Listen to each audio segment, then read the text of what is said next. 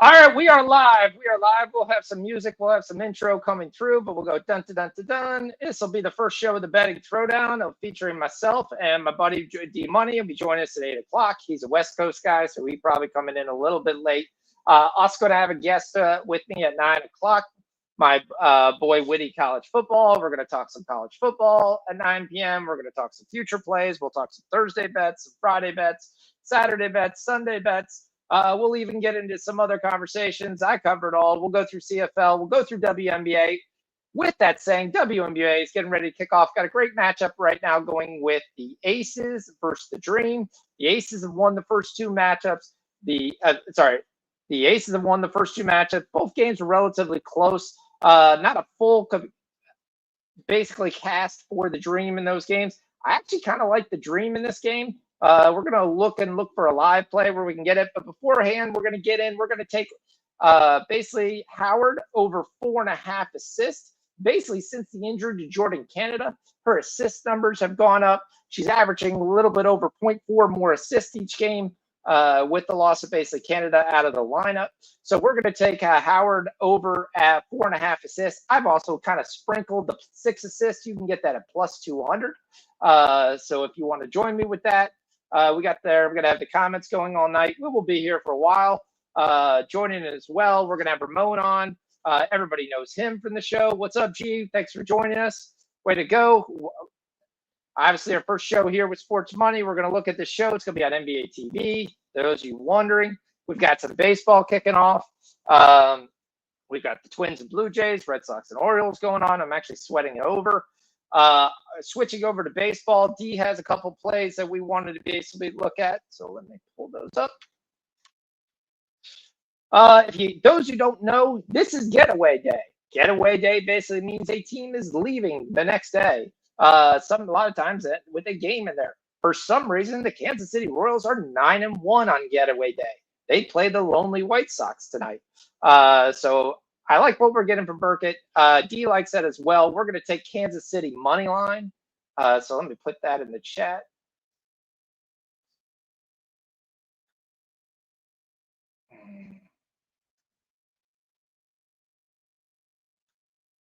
Sorry. Whatever reason, it's not letting me chat. All right, there we go. Finally. All right, so we're taking Kansas City money line. I'll try to put this in the chat. I'll get access to the banner. I'm a big banner guy. You'll see.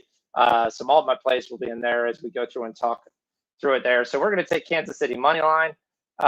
We also basically have the. Let me see if that game's already started. No, 7:45 game. Pirates and Cardinals getting ready kicked off. We got Sonny Gray and Molizinski. I think that's how you pronounce his name. I have no idea. But D's on. We're going to take Pittsburgh and St. Louis over 7.5.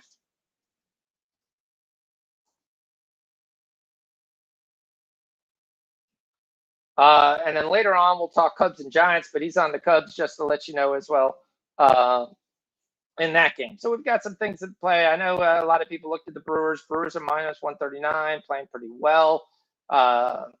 Nelson's a tough pitcher, though. And Diamondback's been playing some pretty decent ball of late. I'm not sure I'm going to get onto that, but we shall see. All right, so we got the Aces Dream kicked off. Asia's at 25. She went for 32 last time they play. If you want to take a gamble at that 30, you can get a nice plus 300. If you want to throw a couple bucks, that's generally what I do on some of the alt numbers. I don't take them for full unit bets. You guys will learn. I don't like juice. So there's times I will play things without juice. One of the ways I'm playing, I've got 15 and 15 points for Howard and Gray. I think Jackie Young gets 15 too. I think that's another great parlay piece. We've talked about Howard here. Ryan Howard should have a very nice game. The one thing you always got to watch, though, in Ryan Howard, most people don't know, when she plays at home, she tends to have issues shooting threes. For whatever reason, she shoots roughly 20% worse at home from three. I think it's probably the ugly gray-ass court that they have to play in. But we'll see. This should be a very good game. Atlanta's out to a 2-0 lead. We got another game kicking off at 8 o'clock. This is the Paige Becker Show. Now, I say that, but I agree with my earlier host. Someone's have to loon me. I don't know. The guy who runs the channel. Mike Money Mayhem, I think that's his name. I probably butchered it. But he's on Connecticut plus 1.5. I think Connecticut Sun do win this game. I think they're able to basically kind of cover. I think you kind of have a one-trick pony with Dallas. It's Paige Beckers and no one else. I think you have a little more offense coming from Connecticut with Mabry, Tina Charles, and then you're adding anything you can get from Lila Khan. A couple plays I like in that game. I told you I like Paige for 20 points. I think she goes off pretty well. She's hit 20 in both games earlier in the season versus the Sun.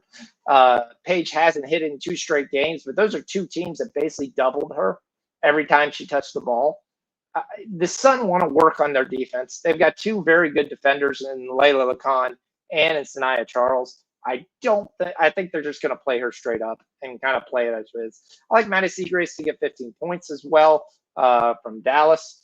So that is one other play. I do like this game. Yeah, I gave you 2 Dallas players, and I like the Sun money line. Yeah, makes a lot of sense. I also personally took Layla Lacan over 10 points. I'm trying to see if a book will give me Anisha Morrow and rebounds, but so far none have. Isaiah James is going to get back in the lineup today. She's such an up and down player. She's taking the place of Quinterly, who's hurt. So that should be there. You're going to find out I'm a props guy. I love props. I'll give you some individual plays as well, but I try to get some props to you guys because that's kind of where I learned. Mikey Money, thank you. Thank you, Chad. I forgot that one. So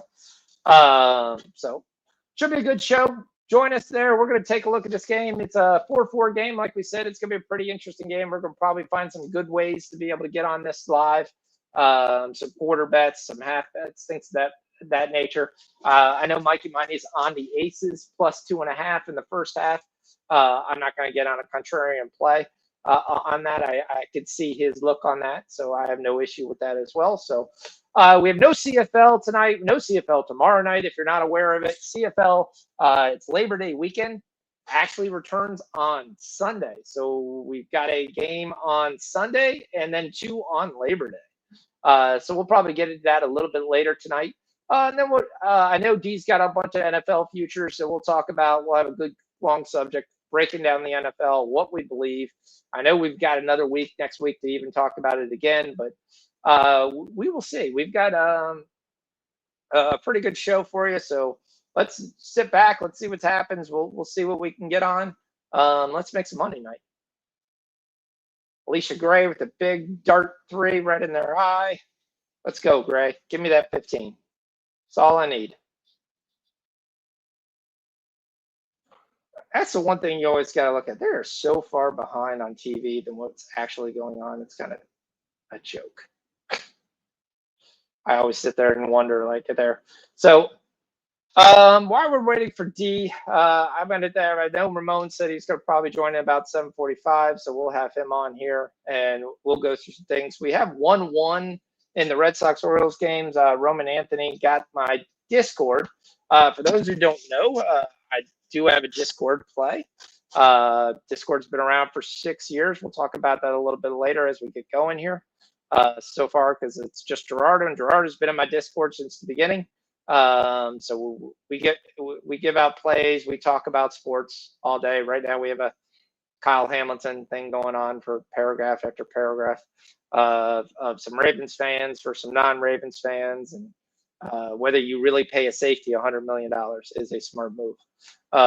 So I'll show you how to get on. We'll have some plays and things of that nature on there. I did think we were going to get some runs here in this Orioles game. Only at 1-1. What can we get live? Roman Anthony got his total bases. Jackson got his hit. If you haven't been watching this guy, Jeremiah Jackson wasn't considered a high-end prospect for the Orioles, but all he's done is come up. He's got multiple position eligibility, and he's got a hit in all 6 games he's played with. So it's kind of a guy I started been parlaying just to get a hit every day. He's playing towards the top of the order. He's got some speed to be able to get some bases as well. So those in fantasy or do fantasy sports, I do every fantasy sport there is. We do in our Discord, we do a fantasy football, fantasy hockey, fantasy basketball, fantasy baseball. We do a NCAA tournament bracket. We do a hockey playoffs. So we do a lot of different things. So we'll be talking about it. So Jeremiah Jackson's a name to keep an eye on, especially if you're looking for kind of a cheap kind of parlay. Sometimes you can get him to get a hit at like minus 180. You can throw that in with the money line that you like. If you don't want to pay the juice or a little bit weary, like in this game, if you wanted to just take Atlanta, which I've done a couple times in a couple different parlays. It seems to have a nice hot bat right now. A lot of times you got to ride that in Major League Baseball. So game's 1-1. Oral bullpen is not any good. They traded everybody away who has a pulse. Let's see what we can get here. Live total is 6.5. We're in the top of the 5th.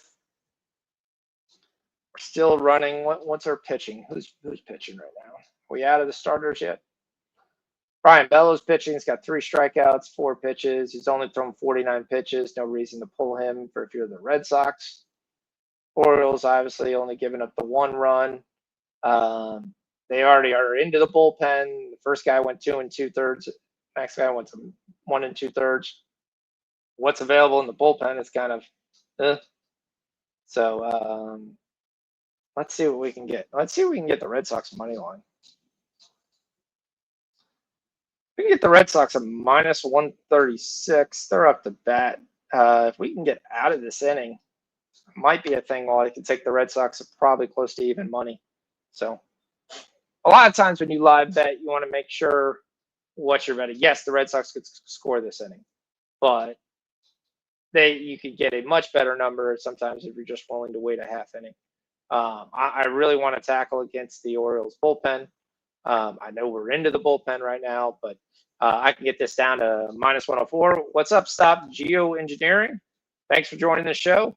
Like I said, we're going to have there. Ramon should be on with me around 7:45. And we'll continue. I have other guests coming. My boy D Money will generally be hosting the show with me as well. We'll be on pretty shortly. Then we'll have some stuff. Some guys coming on at 9 o'clock. We're going to go through the college football slate, what we got for week 1 coming through here. So right now we're looking for some live options. I'm going to take the Red Sox minus 104. Like I said, we just wanted to wait. They're going to get out of this inning. It's going to be 1-1. They're going to go into this bad Orioles bullpen here. I like the Red Sox. I like the lineup they had today. I liked them pregame before. Just didn't really want to pay anything on it. So, and if you look at this hit right now, I mean, Roman Anthony's on, Bregman's on. They're going to be at the top of the order for the most part coming up in the 6th inning. I like that here. We do have Anthony right here. So I took the Red Sox minus 104. We're going to play unit on that. So as you can see, my producer is hanging out in the background. Is trying to put all this stuff on the chat. We will get most of these things on there. What's up, Robert? Good evening.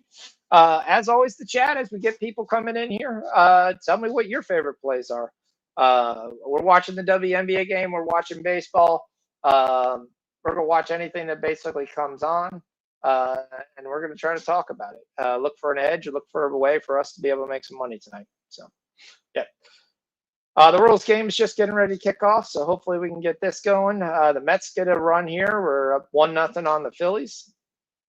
Twins and Blue Jays are tied. Another game I'm kind of watching as well. I really like the Blue Jays tonight.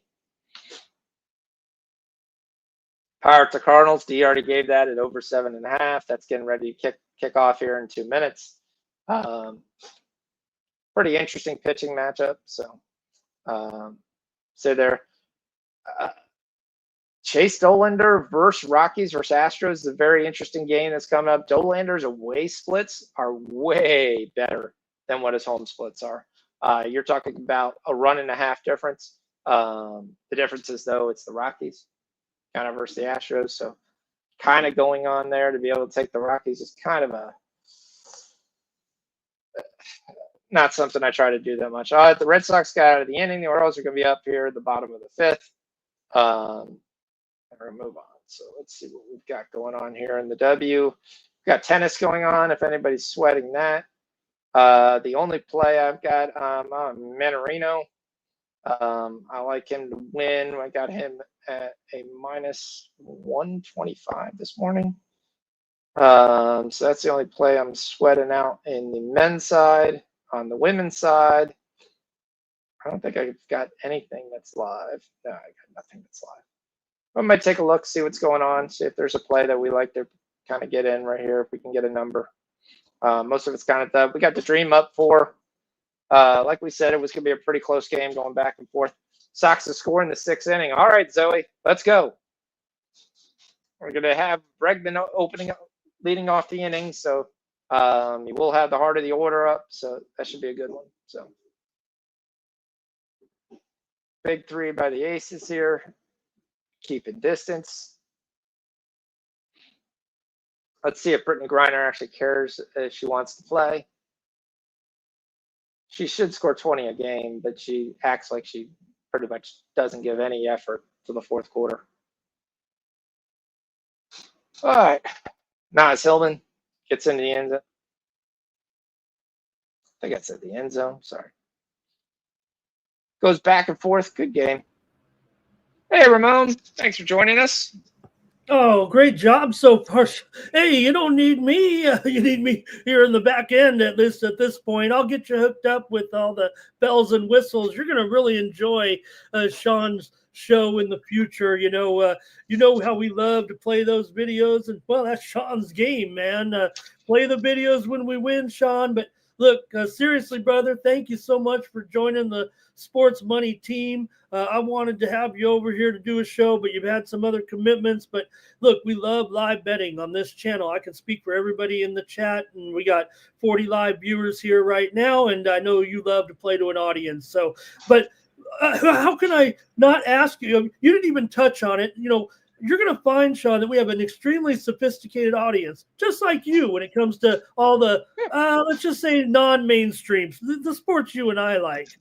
Sean, stuff on the Ocho. Grimsby Town. Sean, Grimsby Town. Tell me what's going on. A 3 million pound roster against a 230 million pound forwards, for crying out loud.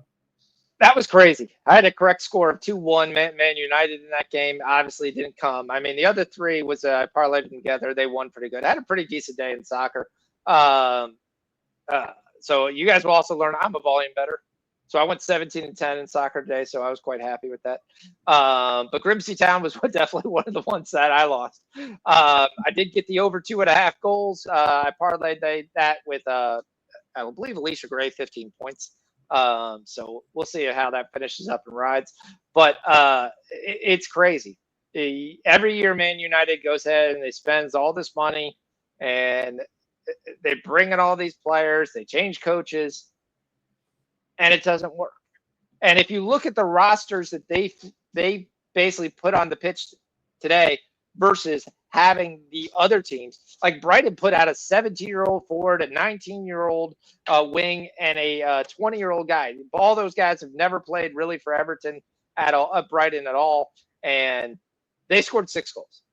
Now, you got blitzed. It kind of looked like United was like, we really don't want to have any extra time in this trophy. We're just going to kind of go out there. And the guys looked like they played not to get hurt. And the other team played their ass off. And they took it to them. It was hilarious that United came back, which you kind of expected, to send this to penalties. And then the penalties, they lose that game 15-14 in penalties. Now, I coached soccer for 6 years. My kids all played. They played high school. My son played college. And I will flat out tell you, I am a huge proponent that the penalty spot should be moved back to the top of the box. I think it's a joke where it is. You shouldn't go through 29 kicks with basically scoring a goal and the other team not. I mean, it's such a joke. It's just a guessing game. The goalie's guessing one of 4 spots, and that's it. And if he guesses right, it's a great save. Now, normally that also happens because you have a really poor taken penalty, not towards the outside, a little bit towards the middle of the day, not enough pace on the ball. But also the run-ups that they allowed to do on penalty kicks are a joke because the letter of the rule is they must not stop their momentum. They stop their momentum all the time. They step, they start, they jerk. I mean, I don't know what stop momentum is. I mean, it's kind of almost like a Euro step in the NBA, which, okay, sorry. I watched them stop and then completely stop after Euro step, which is a travel, but that's okay. And you just absolutely, they just didn't care. That's the only thing I could think of happened. And United really didn't want to advance. They basically went out there and look, in the end, they tried to get it. They just weren't good enough. The team's really not that good enough. They're extremely disappointing. It'll be an interesting EPL. It's going to be a very interesting EPL season. So since we went right in that, we'll talk EPL. So yeah, I mean, we're gonna have more 16-year-olds scoring. Well, that was a beautiful move. It was a beautiful move that set up. He basically did the dummy. He gave the kid the chance to finish, and the kid finished it. So all proud. But it wasn't. The kid's gonna have some speed. When he gets into those open spaces like that, he's gonna have a chance to finish to play pretty well. When he gets the physical play with an actual defender actually on him, it'll be a little bit different. But we'll see. But speaking of that team, everybody has Liverpool to advance. I do not. I actually have Man City. And we were completely thrashed by the Spurs here, which was a shocker. But when you actually look at it, a couple things. One, Liverpool's defense is piss poor. Besides Van Dijk in the middle and Konate, their outside backs right now are so slow. Every team's going to fire it through the channel, and they're going to have constant.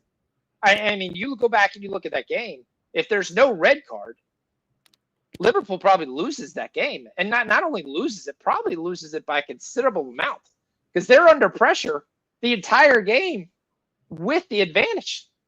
That just shouldn't happen. You're like, you were scared to actually go out there and try to there. The other question is, and this is the biggest question with them, you've gone through 2 games. Name the last time 2 games that Mo Salah had to take a shot on goal. He has no registered shots on target. We've talked about 2 years ago. He wanted to leave to go to Saudi Arabia. He had the big contract. It was going to play. Not saying he's going to. It's just going to be his father time catching up to him. He doesn't seem as quick. He's not sitting there. Yes, he's still going to get his penalties. He's going to be able to score that way. But I'm kind of shocked at really how much they're going through Ekitike, who I love coming over from Eintracht. But you just got to wonder also if they're going after Alexander Isaac. And we'll find out here because the deadline's closing up here, how that is going to work. You went to Ekitike. He scored in both 2 games. He's featured. And now you're going to bring in Alexander Isaac, and you're going to say, okay, here's the bench. How that dynamic and how that's going to be there. I just don't like their defense. I think City is going to get things together. I think they'll be able to score. I like their defenders a lot better. Like the goalie play. Yeah, that's an incredible experience. It was definitely an incredible experience. Good, definitely good for him. He looks older than 16, but that's probably because he's a well-developed young athlete. Yeah, he's definitely been hitting the weight room at times, but he's very, very quick too. So Sean, look, this isn't just something we've thrown together. You and I have been on camera together dozens of times, maybe even more than that over the years. But for me, it's almost coming full circle. I hope our man is ready. Backstage, I know sometimes he doesn't have his cam on. I want to talk to him. I haven't talked to him in a long time, but looks like we'll get to talk. I'll get to talk to him quite a bit here in the weeks to come, and I'm really excited about that. As let's bring in D Money, Sean, to say hello to him. And what's up, Yellow? What's up, D? You hear us, D? What's going on, guys? What's going on? We're going to get D with the Chiefs Kingdom, his son, basically, in a that's me right here at Qualcomm Stadium. Yeah. Wow, really? Yeah, when I was about what, Whoa. 9 years old.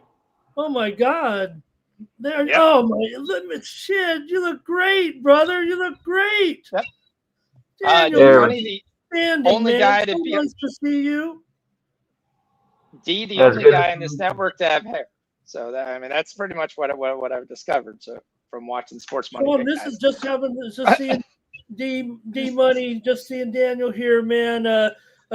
It makes my day here. Just I know we're excited about having you on the show, having you do this show, but I didn't know D Money was coming. This makes my day right here. Yep. Yeah, what up, fellas? Hope all is well. Yeah, I'm here. A little late as usual, but that's okay. We just move on with the cards. What the cards give us. So, but how's life for everybody? What's everybody on? And yeah, I'm here. Hey, Sweat No Bet's a Hurricane fan. I'm already in place here. We'll have definitely good conversations here. Well, it'll be an We're talking interesting about the game on Hurricanes. Sunday, but yeah. Mm, D, I gave your baseball plays. We'll sweat those out here that we have. We're looking at the WNBA game. It's Aces of the Dream have gone on a little bit of a run here, pushed it out to a 7-point lead. But yeah, lots of teams played. The Sun and Wings are getting ready to start. We talked about that game really quickly. We talked about Paige. We're taking her for 20. We're taking Sagres for 15. Personally, on Lila Lacan to get 10 points. And I like the Sun, so I agree with Mikey Money. And we're going to be riding the Sun here tonight. And we'll take it from there. Yep. You didn't post that, Lacan. Is that one not official? It doesn't matter. They can all be official here on this channel, Sean. If you put it in the chat, I didn't catch the exact numbers for Lacan, but we'll do it. And I didn't know part of it. This is great, man. I was going to leave, but now I don't want to, brother. So 10 points is what I posted for the con. And personally, I just say it's a personal bet. I try not to give all of my official plays. All right. Well, you tell me. I don't have to post them all. You'll have plenty up there. I told Mike, and I didn't tell the. I did when I promoted the show a couple of times. I said, and I said it right there in the comments too. Get ready because Fox be firing. That's for sure. I said I typed this out.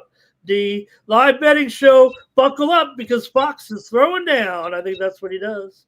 Yep. That's what And we we've do. got one of our guys is sweating the Red Sox here, and unfortunately did not come through him. He took the Red Sox to win the 6th inning. Did not happen. Still 1-1. Kind of shocked that we're still seeing only 1-1 on there. We took the Red Sox live minus 104 D. Mets are off to an early lead. Nothing, no score in the Royals White Sox or Diamondbacks Brewers. Now, just to pivot real quick. Did you take anything for the League Cup, Ramon? Yes, I did. I have one play tonight so far, and that was actually, let me get it here. It was on, I took it on the Happy Hour show tonight that I'm on, and I'm on the Galaxy. I'm on the Galaxy on the 3-way. Okay, you're taking the Galaxy line. Okay, you went with that game, not the other. Okay. No, in fact, I mean, we it's a half an hour away, but no, I didn't do anything here with Orlando and Miami. So if you're ready to hit on this one and let us know. Well, I was waiting to see the lineups. The lineups are out now, so you can love how they take forever to put the League Cup lineups out sometimes. I was going to probably just go to a betty, but a goodie, but I got to figure out a way to get onto it. Did you notice DraftKings took away the old game parlay? They used to be able to just do the over 2.5 both teams to score. I'm in Vegas. I don't get DraftKings. Okay. And you know where I'm at. I don't get none of that. I'm in. Yeah. Have you been hooking up though with the betting exchanges there in California or? I signed up. I'm gonna run and you guys we'll kind of track it here how we do. I'm gonna do I haven't done any exchanges there. There actually are no exchanges where I'm in Maryland. I'm actually gonna just for fun. I'm gonna go through a player profit. Have you done that yet? Just to see if they would fund you? No, I heard you talking about it in the Discord, but So if you're not aware, it's a Player Profit is a site that basically now they get their money two ways. You basically are taking your shot. So you're basically going for your entry fee. And if you could pull off that you're successful bettor, and successful bettor is, I think, up 30% by the end of the first phase, and your account never going down 25%, then you go on to the second phase. Then if you win the second phase with some numbers are there, they will actually just give you money and you place the bets, and they're basically funding you to place bets, and you get 70% and they keep 30. But there is a cost. There's a cost of $30. Hey, you're taking your shot. There's a cost of 30 or 150, depending upon how much you want to be funded.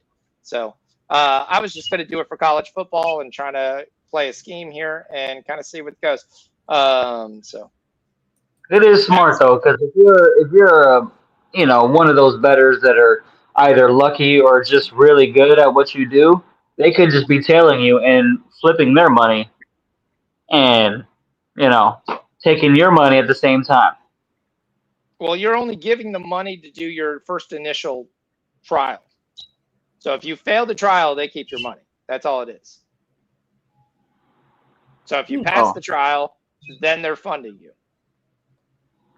That sounds fun. I know some people that have passed the trial. It's not to promote something else, but it's just a kind of fun thing to take your chance and kind of something that those of you keep track and know how profitable you are. It's worth a chance just to go through.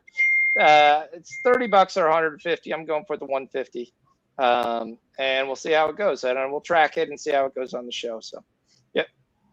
All right. So what are we on at WNBA wise? Because I haven't got there yet. We got it off late with work, and Fox, you've been killing it. I would go take Paige right now at 20 points. 20. Okay.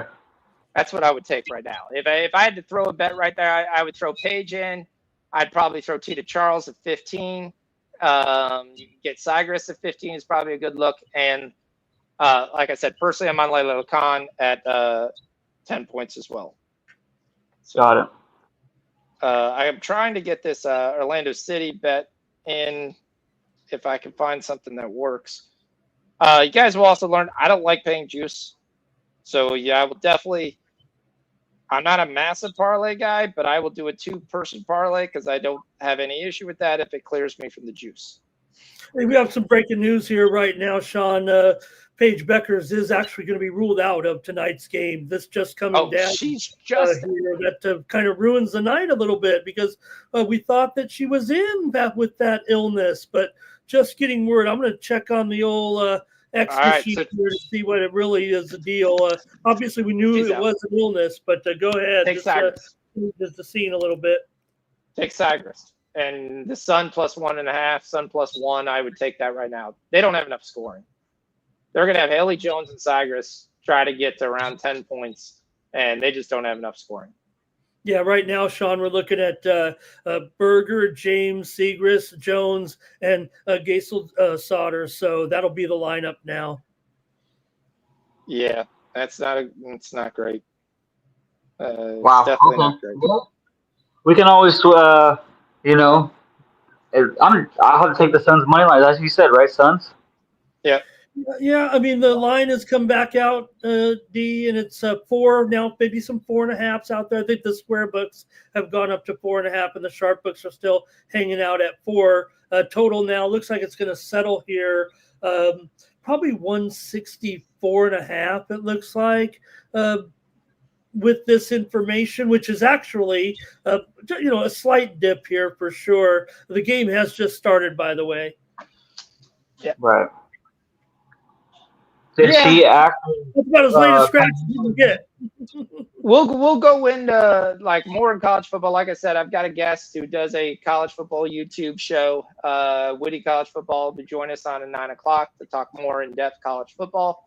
He does in depth on almost every team in the country, so he's going to know what's going on with each team. Be able to give us some information. So he will always talk college football. So I'm trying to hold off some of the college football talk to that, but yeah, it's going to be a long season for the Twerps. Yeah, they're talking. You got some DMV talk for sure in there for you, Sean. And I just want to Yeah, ask Daniel, though. I just want to ask D Money real quick here. He's probably still on a honeymoon, celebrating the big news this week. Oh, which one? That we're missing our favorite guy for 6 weeks? no, he's telling I'm you you're talking about celebrating the the wedding. nuptial. The wedding. The You wedding. That's obviously what have Oh your my invitation. gosh! Yeah, I mean, we all knew that was coming once he announced his last season. We all know that the wedding's coming, the baby's coming. I mean, what else would you like? yeah. Well, not another division title, but I guess.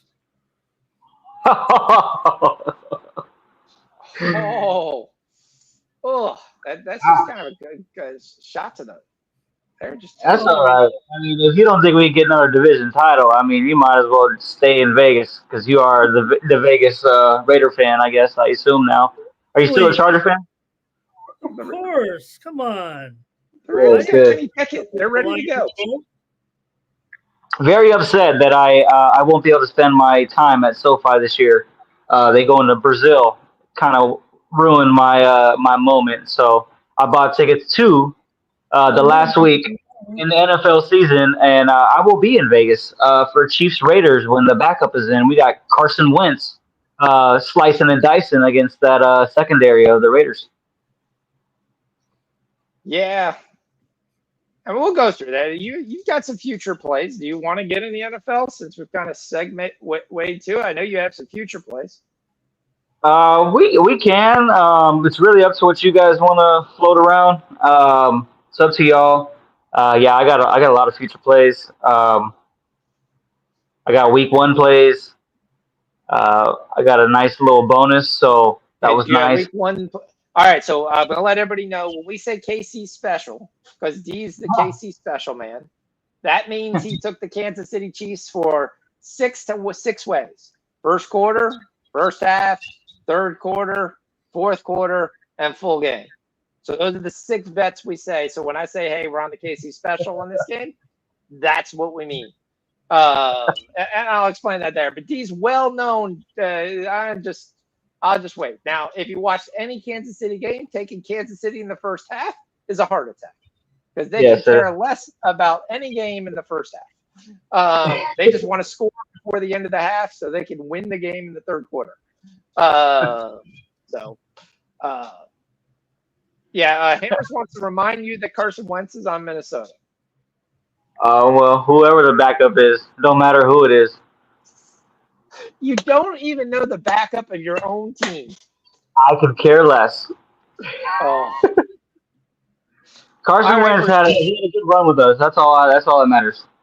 All right, Ryan Howard's looking really good. Ryan Howard's got 3 assists already to start the night. We're in the second quarter, 3 minutes to go. Dream holding on to a small little lead right now, 38 to 34. Yeah, I'm sure Mikey Mike's got 2.5 on the Aces. This is going to be a sweat going into this, but he's definitely still alive here. So Brianna Jones is the one that's been the big hot hand here for Atlanta with 13 points. And obviously we know Asia's doing her thing. She's going off. She's got 12 and 3 right now. Chelsea Gray's pitched in 7. Jackie's pitched in 6. We talked about the 15-point club. All of those bets look pretty good. Howard's got 6. Gray's got 5. Back down to Griner, and the Aces have no answer. I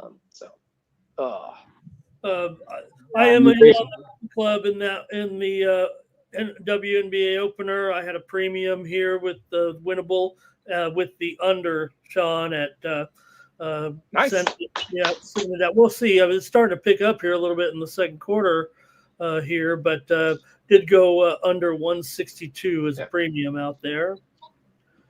Dallas has actually started off the game pretty nicely. They're up 13-6. It's Isaiah James getting that start in for Paige Beckers. 7 points. Haley Jones has got 6. Nobody else has scored. Layla Khan's got 3 for the Connecticut Sun. Tina Charles has got 2 rebounds, no points. Mabry somehow only has 1 point. So, that's cool. My kids went to Towson, so my son went to Towson. Sorry. I think How many D-Money, you got again? yeah, you'll What? be happy to know that the stash is your backup, D-Money. The Oh, stash Minshew? is backup. Yep. Mm-hmm. Yes. Yeah, You can work with that. I sure can. I'm gonna have to. I'm gonna be like 4 tall cans deep when I go to that game. So Definitely interesting that 8-point lead. Dallas is actually coming out playing pretty strong here. We'll see if this continues. Just looking at some props at the deck there. You guys all understand I'm a big prop guy. So we're gonna take some shots. We're gonna go through. Boy, the book's overreacting. Giving Isaiah James 20 points right now. 21 is what our live prop is.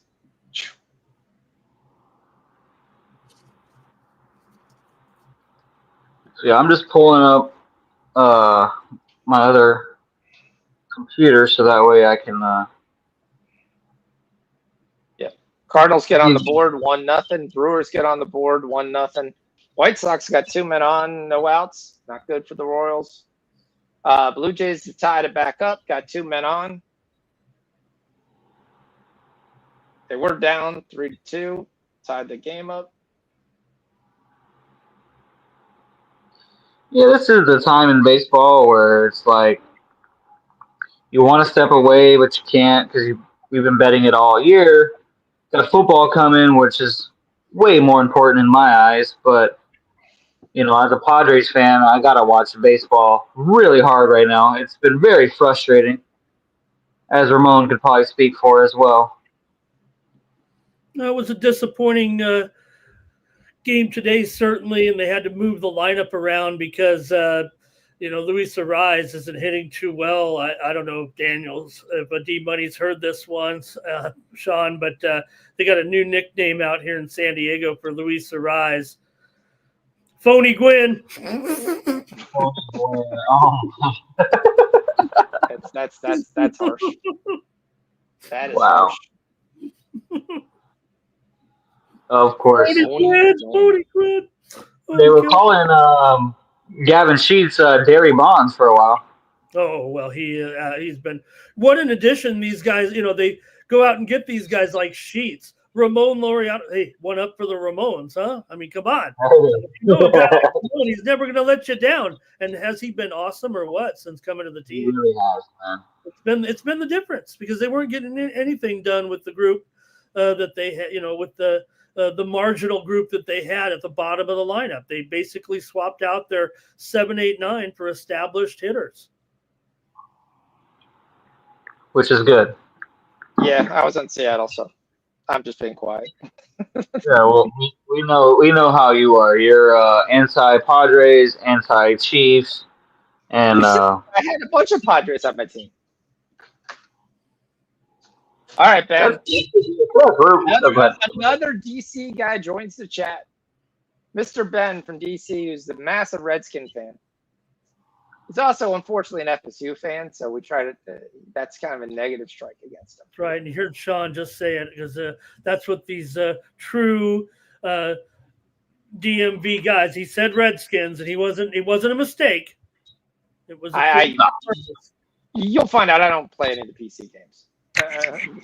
I will call them the Indians, and I will call them the Redskins till the day that I die. All right, Gulf of America. I will not call them the Gulf of America. That's still the dumbest argument ever that someone ever tried to do. Well, Gulf of Mexico, Gulf of America, who cares? No, I figured you'd be all pro Gulf of America for sure. All right, 30 seconds to go here in the first half. It's definitely picked up a little bit, though. I'm not comfortable. Yep. Well, he's got 2.5. Mikey's got 2.5. He's got the aces plus 2.5. So this possession right here is his whole game. Okay, let's take a look here. And I know he's watching right now. He's watching us. I know he's watching the game, and aces there with a quick bucket. But 2-point game right now. You might be ahead, Sean. So I don't want to be the spoiler here. He's gonna cover by a half point. So the Dream go into halftime. Up 42-40. This is when we're going to look for some things and ways we can get on this game. If we go through now that we got the stats here for the rest of the game, we've got Asia with 16, only 3 rebounds though. Chelsea Gray's got 4 assists. Jackie's got 4 assists. On the Dream side, we talked about it's BJ with 15 points, Ryan Howard with 8, 3 assists. So we need 2 more assists to get that casher. They call a foul? No, they didn't. Is that what Zoe's saying? Was there a Chiefs futures bet, or is he talking about the Royals bet in there? I'm not sure, but where is he? Zoe said it's a KC bet. I know. What's the KC bet? We were on. We took KC on the money line. We took that pre-flop before the game started. But you can get on it right now with a pretty nice lineup. That since they got out of that jam right there. 9-1 on getaway days. Better team, better lineup. Technically, the better pitcher. Like this, the Red Sox can't score though. Why can't? Come on, the Sox can't get a hit. Yeah, I bet the under. I didn't give anything out because of the Baltimore going to the opener there with the former Korean League pitcher ends opening, and the Boston score at the top of the first inning, and then it's pretty much been 1-1 the whole way. D Money, I'd like to introduce you to in the chat to our good friend D Money. I have another D Money. I know that's yours, but hopefully D Money will stop by and say hello to D Money. Yeah, most definite. Because we've got all love and money, so that's what we're here for. Yeah, we've got a regular member of the chat, All Stars, that comes on my show. In fact, I think first time I saw him several months ago, I was like, "Oh, there you are." But it was another D Money. We know it's kind of a popular moniker too, but hopefully that'd be cool. Have D Money stop by and meet D Money. But yeah, if we want to dig into some futures, I'm more than willing to give you what I got for NFL wise. We can kick off for week 1. I got a few parlays, a couple here and there's. That's my specialty. All right, so let's answer the question. How many parlays are closing with the KC Chiefs money line? I had a lot. I'm not going to lie. And then the news broke today, and I cashed out about half. I'm not going to lie. I cashed out about half. So, I got about 10. Okay. 10 closing. The number's there. You're getting minus what, 120 right now for week 1, minus 130. Okay.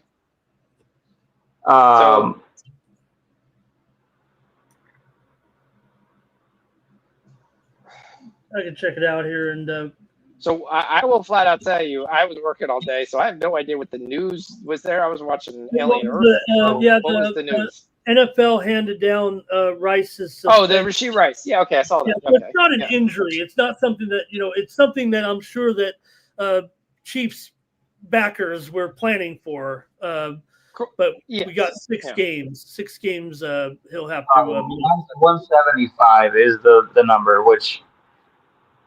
Yeah, that blows my mind. They only have like 37 receivers, so it's really not going to hurt them tremendously. It really doesn't. It does matter, I wish it was there for week 2 so we can actually show Philly what we look like with a left tackle and all of a healthy Pacheco, a healthy Rice, but beggars can't be choosers, so we move on. Okay. So yeah, I cashed out a lot, to be honest. I don't usually cash out, but with it being week 1, out of the country. Last year, everybody was slipping and falling in Brazil. That field sucks. There's no doubt about that. That field sucks. I'm not going to say it doesn't scare me, but, we are the Chiefs, so. Yeah, and this one's actually, I imagine that a lot of the turfs are similar. This one is at I believe, a different stadium than last year's. Yes, but it is. I think the turfs are all it's kind of like that game we saw in college last weekend. That's what you're going to get I mean, that was part of the handicap. I felt you knew those conditions were going to be kind of like that, and they play practically on like 8-inch carpet. Yeah, I mean, they still have Xavier Worthy. They still have Juju Smith-Schuster. You still have all three tight ends. You're gonna see a healthy. I think they're gonna run the ball more. I think you're gonna see a lot more Brashard Smith than people realize. I know you're saying it's Isaiah Pacheco. I had my insiders that said Brashard Smith is already the second string backup. So we'll see. He's got much more speed than Isaiah Pacheco. So yeah, I mean, Brashard Smith went to Louisville. Before he went to Louisville, he went to Miami West, and then was at Miami. He was a kick returner that they couldn't figure out how to get out on the field. Then went to Louisville, learned how to play running back, and basically kind of turned into a stud there. He could fly. He could flat out fly. So, yep. Yes, Sox defense is definitely sketchy here. Orioles take the lead 2-1. Not what we want. 2 outs, though. We're not done yet. We're only in the 7th. Now we got the 10-minute warning, Sean. Did you say that you had a play with Orlando plus a half minus $1.20 or something? Or what was that? I couldn't find anything I can get in that wasn't juiced. There was things that I thought would be at the number they were at, and they were not. They were at a heavily juiced number, and I didn't like that. So okay. Halftime line in the Atlanta game, they're favored by 1.5, total 83 with that 2-point lead. I did roll with the dream this morning, but I have a feeling this one's going to come down to the wire. It's such a big game. Atlanta's definitely in it here. And again, just you look at the standings. I mean, it's a very, very important game between these two because it's funny. The Aces have actually clinched because they have one more win, yet they're percentage points behind Atlanta. But Atlanta could clinch with a win also here. Yeah, I'm looking at the Suns Wings game. That's kind of what I'm trying to say there. I mean, obviously we had the Wings got off to a really good start. Not something you were expected. But again, I mean, the one thing you worry about in this game is this game means nothing to either team.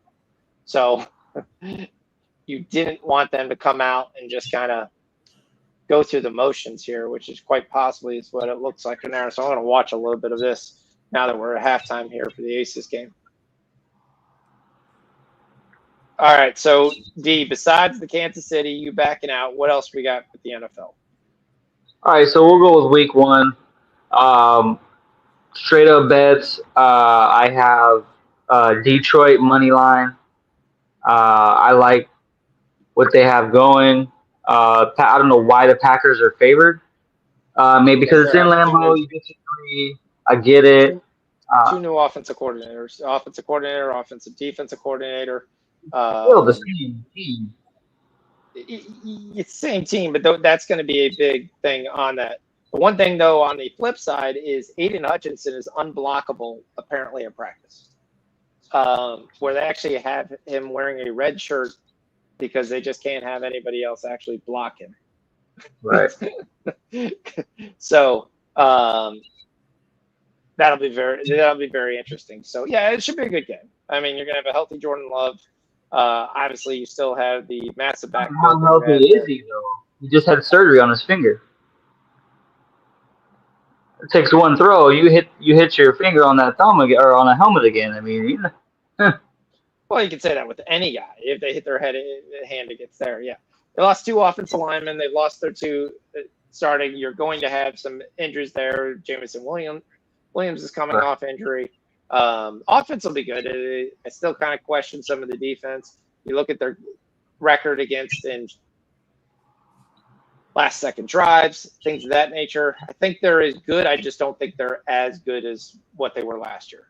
So, right. Yeah, I can see that's a game I'm probably staying away, but that's fine. My next one is going to be probably everyone's best bet, I would assume so. I am taking the Indianapolis Colts against Miami Dolphins. Miami is probably going to fire their coach within the next 3 weeks. if they go 0-3. You got JT back. The biggest thing with the Colts is they don't know who the heck is throwing the ball. Whoever throws the ball it's is Daniel very Jones. reputable. It's Daniel Jones for the year. Right. Well, yeah, that's what they say. I mean, if anybody's gonna, you sign somebody to $10 million to be a backup. I mean, Ty Badgett signed for $10 million to be a backup. It's kind of what the backup rate goes. Okay, I can see Indianapolis because their ability to run the ball, their defense is going to be improved. I actually really like that team. If Daniel Jones can look like some of the Daniel Jones we saw in the good times in New York, I still think there's talent there. He showed talent from Duke. I actually think he gives them their best chance to win. I love their receiving core. I love Downs. I love Pittman. You're going to add in basically other pieces to that core. Add there with Jonathan Taylor. I can see that. You have disgruntled Tyreek Hill on the Dolphins. Who knows how he's going to play. I think 18, did he not go on the IR or the PUP list? Yeah. Yep. So, they don't have a big running core. It's in Indianapolis, so there's no weather or anything like that. I mean, I honestly, I'm going into this year. I like the Colts, like you said. Their biggest thing is gonna be quarterback, and that's something they haven't had. And somebody, I mean, if you're gonna tap out on a third down and long, you got problems. Okay, I thought you were gonna say the game everyone's gonna have is Arizona minus 6.5 versus the Saints. That's the game I thought you were gonna say. No. No. The last one I have for week 1 official would be Denver. I am taking a teaser. I don't know if that's something you guys are interested in, but I took a teaser. I took the over in Denver. 6-point teaser. I think you get it down to 36 minus 2.5. Some book. Let you know, DraftKings minus 120 teasers are gone. They're now minus 135 this year. Wow. 6-point teaser. Obviously, I know some of you use DraftKings, some of you don't, but just that's been one of their claims to fame when you're kind of a reason to use DraftKings over FanDuel. Gerardo, I saw that. I did see Messi starting. He's not supposed to play the whole game, though, just FYI, for conditioning reasons. What is is he really old or what's really going on? He's old. This will be his last year in the MLS. I mean, it seems like everybody's coming to the MLS for a big bag. I mean, he's 38 years old. If you want to take him every single game, not there, but lately when he plays, he scores. So he's basically scored 9 goals in his last 7 games played. Jeez. So only 2 of those games he went goalless, and he had 2. I will tell you, Orlando City's a very good team. They've, especially some of their players, they've got a lot of players with very good experience. Luis Ojeda comes through. Luis Muriel comes through there. You have some players that have experience. I think this summer, I think they beat them the first game, didn't they? Was this game 1 or game 2? Or is that Orlando City beat Toluca the last game? Okay. Yeah. Well, we all know the running joke is if D-Money's at a SDFC game, just take the other team. Oh, no.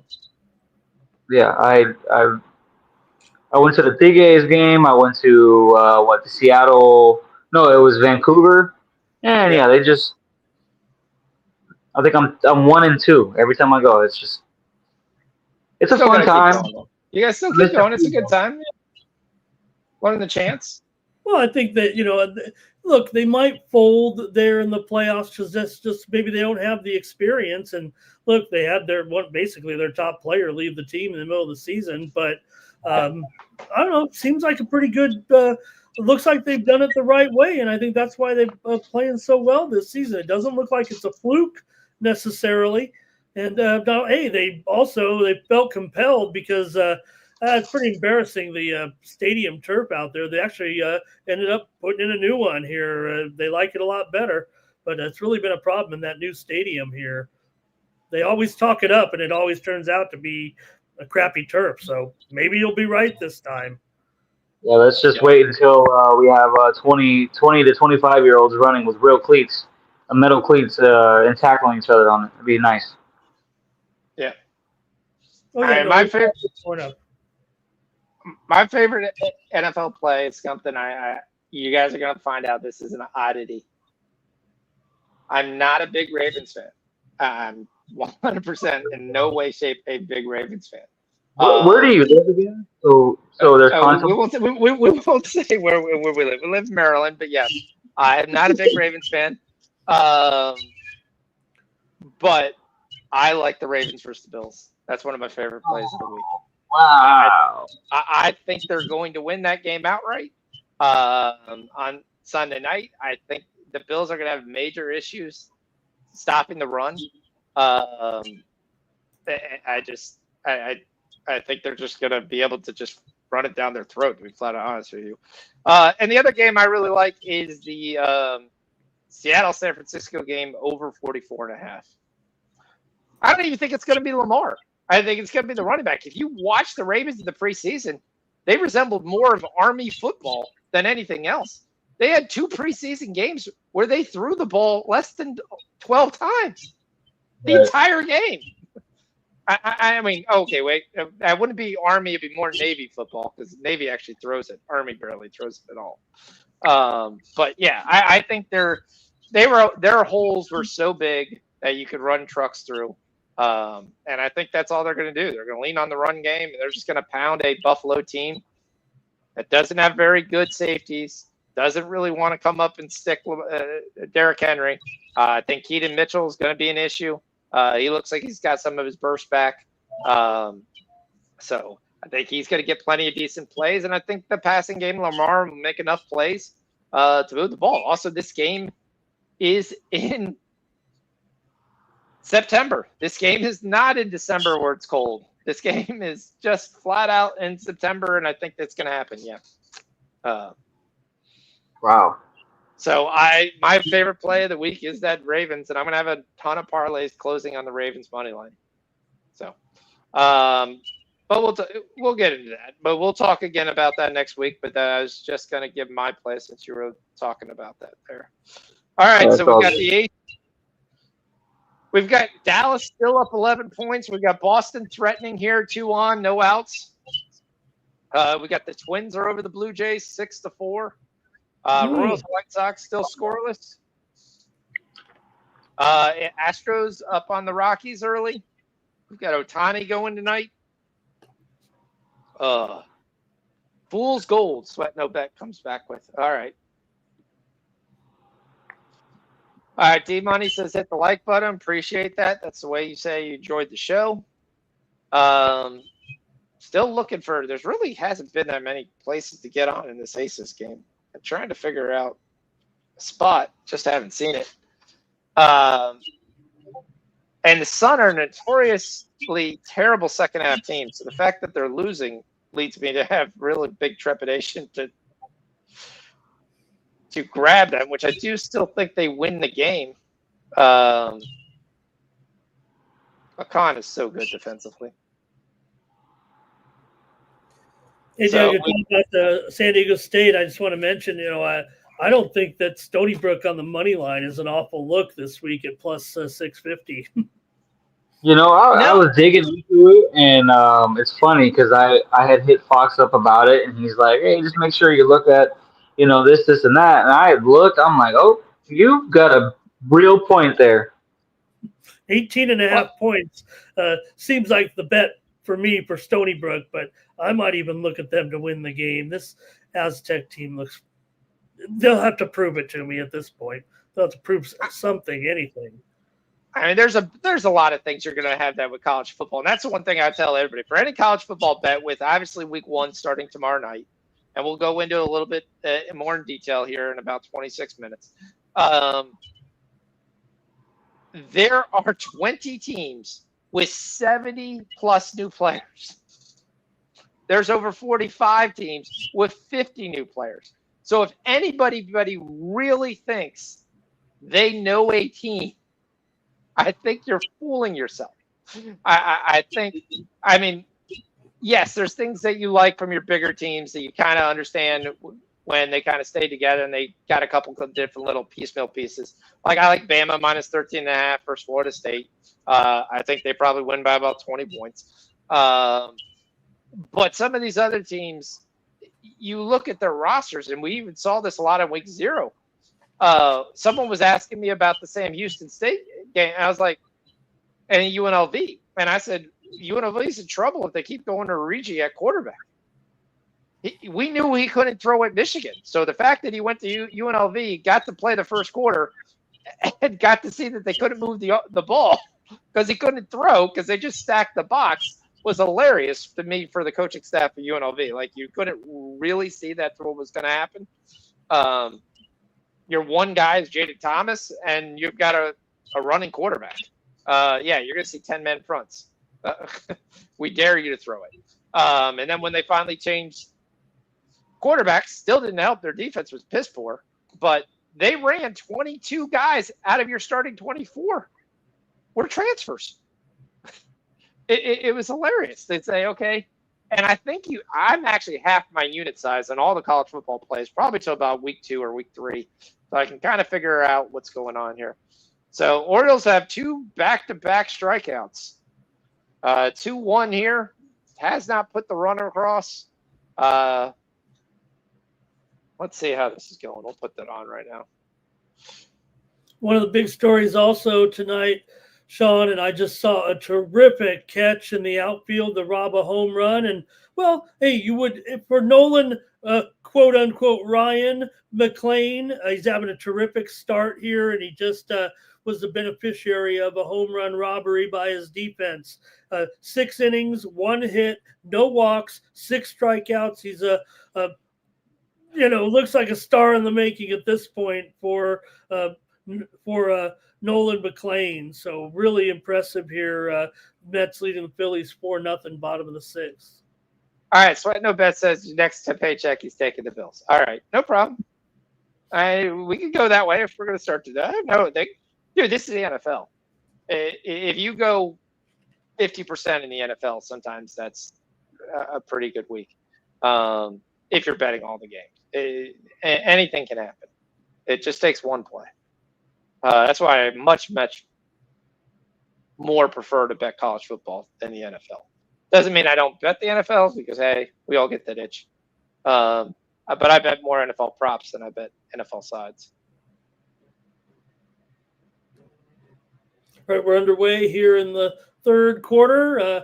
Maybe I am my feed might be ahead because on this game, Sean, I got to go to the I'm blacked out on NBA TV. I actually got to watch it on local TV here in Vegas on this one. You're blacked out. Well, the Sun have made a run now. They've cut it to 2 with 5 minutes to go. The personal bet, Layla Lacan already cashed. She has 13 points. She had 20 last game. Continued to be an absolute fine. They're in the WNBA, top 10 in steals. Big 3 there by Chelsea Gray. And that big ass falling down. It's going to give the Aces a slight lead here. It's going to be a good game going back and forth. So the Sun are back to favorites. I'm trying to see what Lacan's at right now. We're at game break, 35-37. Boy, they really want her to score, don't they? Can't take that. From 10 to 23.5 in the second quarter. That's taking a risk there. Mabry's got 6. She's at 1-3. Morrow's got 4 and 3. Charles has got 4 and 3. Kind of surprised how she's not really involved. No idea who Magda Bin Toyore is. I've watched every WNBA game. I couldn't tell you who she is for the Sun. She's got 5. Akongwu continues to have a pretty good game at a 28-year-old rookie. So, Kelly Jones is your leading scorer for Dallas. Final. She's kind of all over the place. What's the final? Great final here from the U.S. Open. Jasmine Paolini advances convincingly over a young American, Eva Jovic, but obviously she's going to be a pretty big star too. She's going to need a little bit more seasoning here. Paolini actually covers the game spread in this one with a 6-3, 6-3 win. So Paolini advances. Who knows right now with the women? Iga, she's obviously on fire, but it's still hard court, and so when if Coco can figure out what she's doing with that weird serve there, or maybe Paolini, obviously we're going to see Sabalenka here tonight as well, so don't let us just say who's going to win yet, but I just like Paolini's game. I don't think she's better than those players, but she's obviously, been doing some winning this year for sure. No, but you've been getting some really nice numbers to be able to fade Coco, and you can kind of fade Coco without fading her. You've been able to get the plus 1.5 sets. Got that in the first game at a plus number. Going to probably take plus 1.5 sets in the second game as well. Here at a plus number. So I'm perfectly fine. Obviously, that's not going to happen as she advances here, but yeah, you can still get a nice number, and she's got major issues with that serve. She doesn't trust it. You can see she doesn't trust it. Doesn't really always know what's happening with it. So we had some drama earlier, Sean. I'll get to this real quick though. Taylor Townsend in straight sets over Yelena Ostapenko tonight. And at the conclusion of the match, Taylor did hit a net ball kind of and didn't give her the wave or anything. Taylor was pretty fired up. She'd already struggled through to take the first set 7-5, won the second set 6-1. But at the end of the match, they got into a little bit of a jawing at the net. And you could hear Ostapenko on microphone say, you don't have any class and you don't have any education, is what she said to Taylor Townsend. Goodbye, Yelena. Who won that match? That's right. Taylor Townsend convincingly. Now, Yelena did say, you could hear her also say, let's see what happens when we get out of America. Well, Yelena did, Townsend beat Ostapenko, I believe, in Canada as well. But, Ostapenko's never been Miss Cordial when she loses. No, I was on Townsend, so that's why I was asking. Yeah, me too. I had that one as a high roller premium today for sure with Taylor. And boy, was I fired up for her a little bit there. It was an awkward, uncomfortable incident, but afterwards it kind of fired Taylor up for her interview. Go ahead on what you got for me. Nothing. I'm trying to see kind of what's going on. I mean, this game's going back and forth. Right now, both teams kind of stalemates here and trying to score. Maddie's got up to 9 points, so that's good for our bet. Looking for the aces perspective, it's 46-47. Maybe the team with the ball last wins this game. Gray's got 7. Hillman's got 7 and 9. Howard's got 4 assists. We just need 1 more. We need 2 more for the plus 200. Asia's still stuck on 16, has not scored in this third quarter. Jackie's got 8, 5, and 5. Howard got completely killed in that drive. We've got the top of the 9th here for the Red Sox to try to show us something. Who's going to be leading it off for the Sox here as we go through? It's going to be Duran, Rafaelo, and Lowe. I never can pronounce the one guy's name. More to the bottom of the order here. The Blue Jays were down 3, came right back at 6-5. Sun down just 1 with a minute and a half to go in the second here. Yep. All right, D stepped away for a second. If you're wondering, just has to put his kids to bed. Do some wifey can-dos.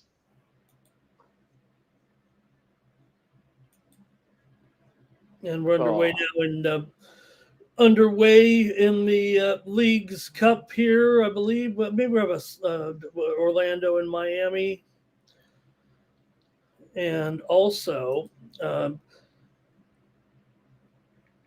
Dodger game, awkward, a different start time tonight. So hopefully everybody got in on that. It started at 8:40 Eastern, 5:40 Pacific tonight. I don't know if it was because it was Ohtani bobblehead night. It's only the fourth Ohtani bobblehead night of the season. I don't know if we'd have to start it 2 hours early, but it's a special occasion. He leads the league in bobblehead nights, I think.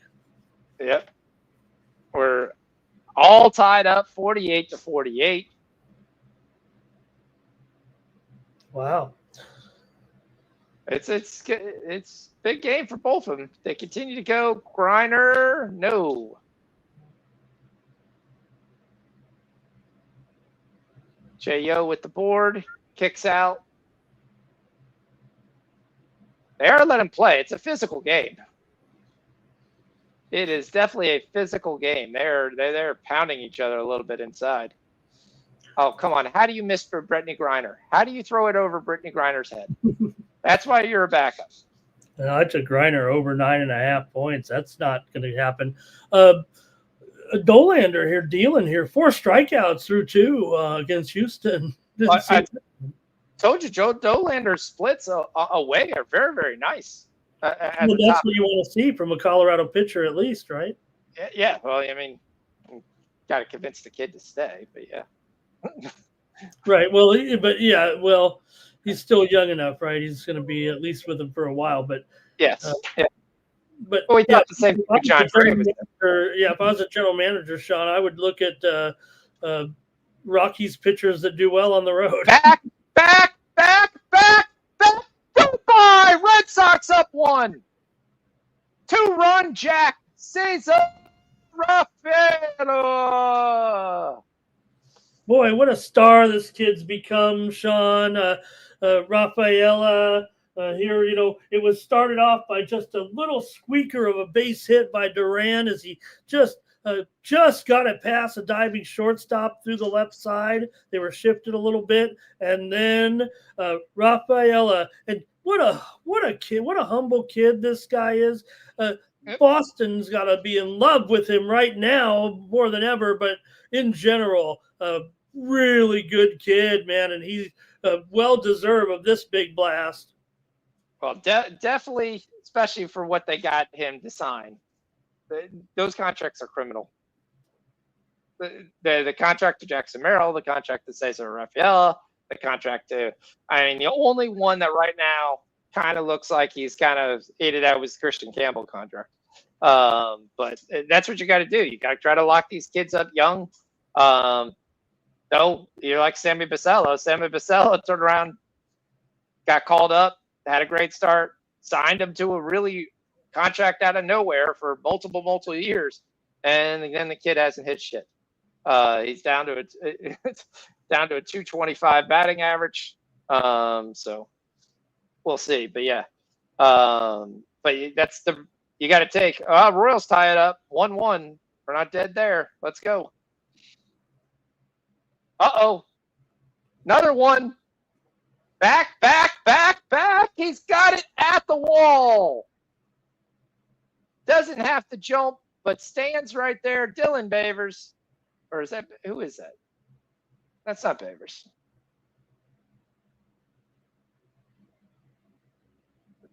Is that Kowser? What a moment. Yeah. Oh, it's Carlson. I'm actually not 1 minute, but just a little bit behind you here. Yeah, so Carlson just stands up with the glove over the wall. Definitely would have been a home run. The Sun have gone on a little run here, which has been nice to see. They're up 5. There's no defense in this game whatsoever. I'm really pissed I did not get on the over. Texas 4-1 over the Angels. Kohanowitz getting beat up here a little bit. So many pitching changes today, Sean. Openers coming in, guys going on the DL. Obviously, we heard that terrible news with for the Rangers, losing Eovaldi, that's why they had to change pitchers. But it's worked out so far with Jacob Latson there tonight as filling in. Probably a big bullpen game there coming for Texas, and Milwaukee ended up with an opener, and just a lot of weird situations tonight for sure with the pitching. Well, Asia Wilson's gone on an 8-0 run by herself, 2 threes and a 2. And they've started to pull. They're up 8 right now on Atlanta. That ball might have been going out, Sean. I see it there now. It might have just been going out. It would maybe would have hit the top of the wall, and then it was either back in or over. That's where it was headed. Yep. But all right, now we go to the bottom of the ninth. You want to hedge a little bit out? I have no problem. I'm not against hedging. I will flat out tell you there's times I hedge. If I get a full unit and I can make half my unit up with like a $10 bet, I'll play the $10 bet. I do that in soccer all the time with the draw. There's nothing like having a 1-0 lead in soccer and just be like, oh, shit, for 20 minutes, please don't foul. There. So it's plus 560 for the Orioles right now. So, what a turnaround for Boston there, and not to belittle the point here with the major leagues tonight. I mean, these games are very important. I know we're hanging out here with D Money and our WNBA games, but obviously Boston, the Yankees duking it out for the top wild spot. Atlanta cannot find the hoop.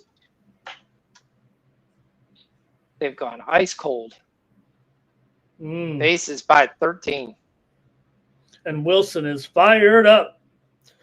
They're going for their 12th in a row tonight. Sean, do you think we could put all those inconsistent performances behind them? Like, that's not going to come back here, in the next couple of games or in the postseason. This is what we waited for, right? This is what you waited for. Moving Lloyd to the bench was the smart play. I mean, I was the person saying fire Becky Hammond a long time ago. But basically, Asia's had to really basically put on her cape for them to be distant. Jackie Young's has been fine. I think Chelsea Gray's picked up her game a little bit more. And I think that comes with age, that she hasn't really wanted to really get involved that much early on. I think the biggest question on them, and they do have one piece that could be coming back, is their size.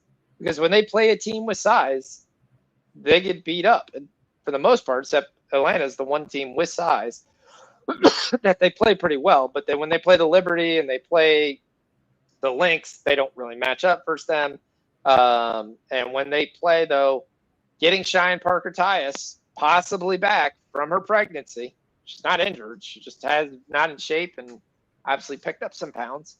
But she's been sitting on the bench of these games and apparently trying to go through workouts. So if she's also done it before for her first pregnancy, came back early, if they have her for the playoffs, that will be big, because that is the big they desperately need. The other thing they need to do in the playoffs is Kirsten Bell has to learn that she doesn't get to shoot 6 threes a game. Not attempt 6 threes. Just not at all. When the game matters, you're just out there to play defense. Understand your role. So, but I think we're going to be in for a really, really crazy playoffs. I think in the end, it's going to end up Liberty and Lynx, but I think you're going to have a very interesting, crazy playoffs come down. I think we're going to have an interesting, crazy run. Like, everybody loves Sparks, but I told people, when you sit there and you look at who they have to play in their schedule, I don't even know if they make the playoffs.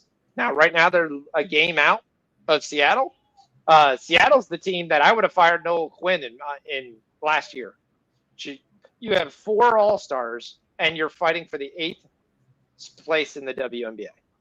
You have a player as a 18-year-old phenom that overseas averaged close to 20 and 10, and you didn't play her till June or July, really, where you played her any consistent minutes. Yes, she's raw. She has some things to go for, but she's a bucket. She is a bucket. And some of the things she does, she's going to be the face of the league. and it's going to be hilarious. But there, just wait till she just says, okay, I can just drop, step, and dunk, and there's nothing they can do against it. That's what she does in warm-ups. So, and she's done it overseas. She's done it in Europe. She did it in Euro basketball. She's an absolute freak.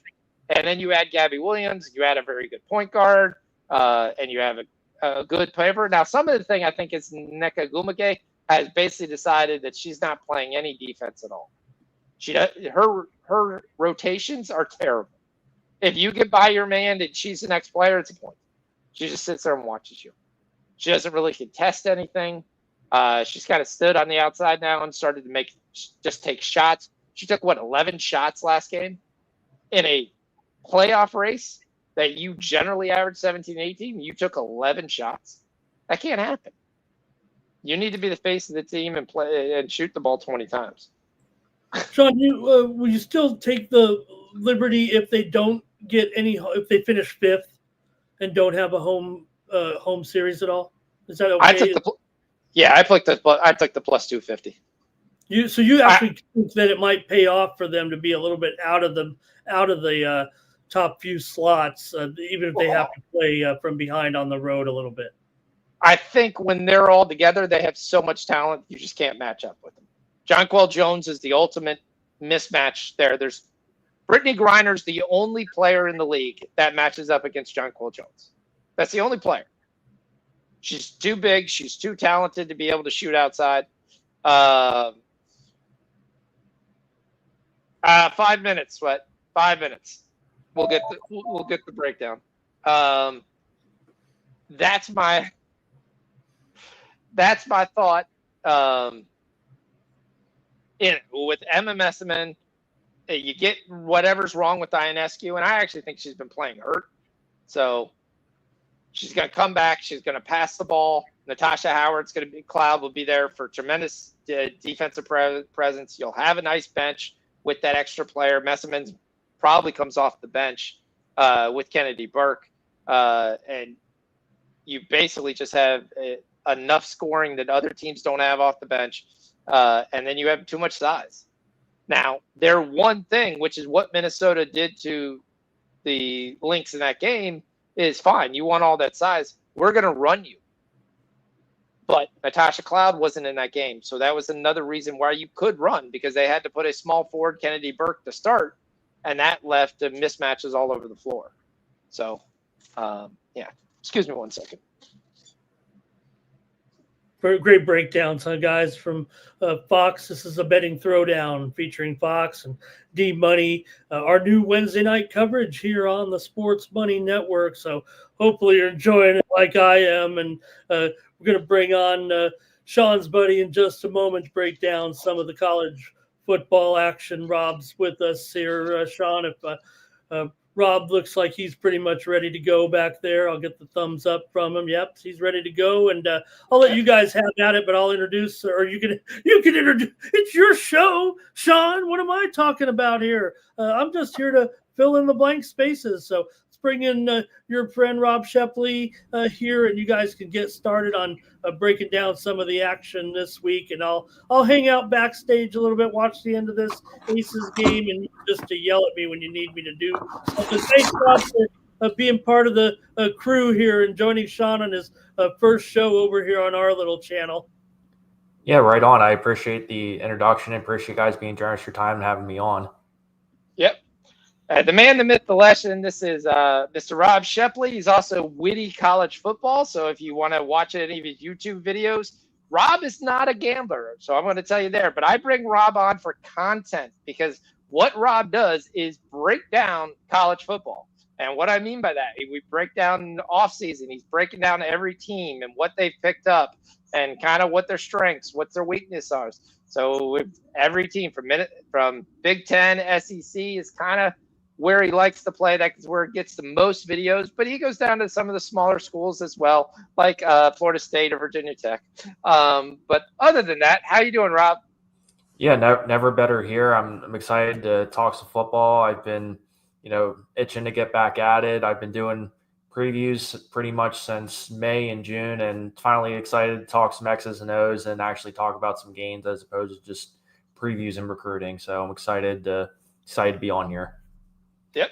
So they want to talk about Miami. I didn't bring it up. They asked me there. I said, we got to wait at least till you get on here so we can say. So you broke down Miami in your video. You broke down Notre Dame in your video. Obviously, they're going to play the game one. What is your take? What do you think in this game? I'm going to say my opinion after this, and we'll talk and we'll go from there. Yeah, I mean, we'll talk about Notre Dame a little bit first too. I mean, all things considered with them, I've said this time and time again. Marcus Freeman's one of my favorite coaches in all of college football. He's really built a legit foundation there. You have your quarterback in CJ Carr, who's the grandson of a famous coach, Michigan coach Lloyd Carr.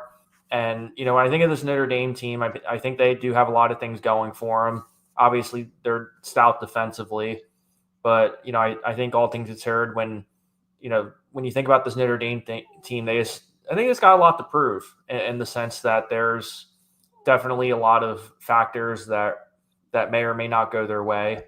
Obviously, you think about their schedule too. They're gonna have some tougher games towards the end of the year. But I think in many ways this is going to be a fun matchup because we talk about in terms of Miami how explosive they are offensively, and granted too they have Carson Beck, who I think I am a fan of, and I think they are going to figure it out with him. I think for one reason why he decided to transfer from Georgia to Miami is just because of how explosive and how fun they are to watch offensively. But I think a lot of Miami fans can agree the real question mark with them is obviously defensively. And, they hired what was Minnesota's defensive coordinator last year, did a really solid job at bringing in a solid number of transfers as well. So if they can kind of put that defensive structure together and granted Miami too, they're definitely replacing a lot of guys offensively too. So there's obviously going to be a question mark there, but all things considered, outside of Clemson, Miami's probably my number one team in the ACC. And if you ask me, I would give Miami just the slight edge at the moment. See, you still go with Miami as number one team. Like, I'm a big Miami guy, but I've told you, Blonde, this is Clemson's ACC. That's the bet I've given on my Discord. It's a bet I have. I think this is Clemson's ACC to lose. I think everyone's playing for second place. And for that reason, some of the reasons that you mentioned is kind of the defense. Now, the defense we talked about, it's going to be how can those transfers basically come in and fit into those roles there. We all know their secondary was terrible last year. But O.J. Frederick actually made the freshman All-American team somehow. He had a lot of interceptions is the only reason I could see because he got dusted plenty of times that I saw. But they added some players. Zachariah Poser was pretty much listed as the best defensive back in the portal. Now, I say that with asterisks because we all know Xavier Lucas was actually the best back in the portal, but he actually never went in the portal because Wisconsin never actually let him go in the portal. So he had to leave school and then re-enroll. Somehow that's allowed. But we'll take it because it's really going to help our cornerback crew there. So Xavier Lucas adding in from Wisconsin. You're going to have Poser coming in from Jackson State. CJ Frederick obviously is his second year. Ruben Bain, you're hoping for a bounce back year directly from him. The linebacking crew is a little bit questionable. And Notre Dame's ability with the big boys and the ability to run the ball is the one question. I have Miami winning this game strictly by like a field goal. I take the plus 2.5. I actually took it at plus 3.5 a month ago, so I'm fine with that. But I think this is going to be a very close game. I think the fact that you're basically playing this game in week one, Carson Beck looks really nice in practice. He's looked like he could be able to sling it. The other bet that I have for this game, and you might, in some books, you might have to go offshore or whatever, is, and I've kind of said this, and Rob's going to be 100% no, I'm going to say this, is going to be Josiah Trader. Josiah Trader's ability to be on the national stage is the biggest thing for Miami. Red Sox come through. We win that bet. Royals are up 5-1 now. They've got 2 men on, not 7. But Josiah Trader, anytime touchdown, week one. I'm taking it. I'm taking Josiah Trader's receiving yards. Josiah Trader needs to be the man. He's a 5-star kid. He basically sat on last year, kind of watched, kind of came on, played a really good game at over 100 yards in the bowl game. He's going to be a really big deal for them. Then they've got a couple of outstanding freshmen as well that should play. But other than that, the receiving core, CJ Daniels comes over, the Liberty transfer, the transfer from LSU, to come over to play as that experienced guy to help move the chains and occasionally get a deep ball. Should be pretty good. But I like the Miami plus 2.5. I have no side on the total. I love this that it's on Sunday night. Should be a good game. Other than that, what other team do you want to talk about that you think are going to be surprised? I mean, are we talking about the SEC, the ACC, or just kind of? We can go right through the eggs because I'll bring up conference championships. You've broken most of these teams down. So on your show, even just a couple matchups that you have on your mind that you want to elaborate on, I can kind of go from there.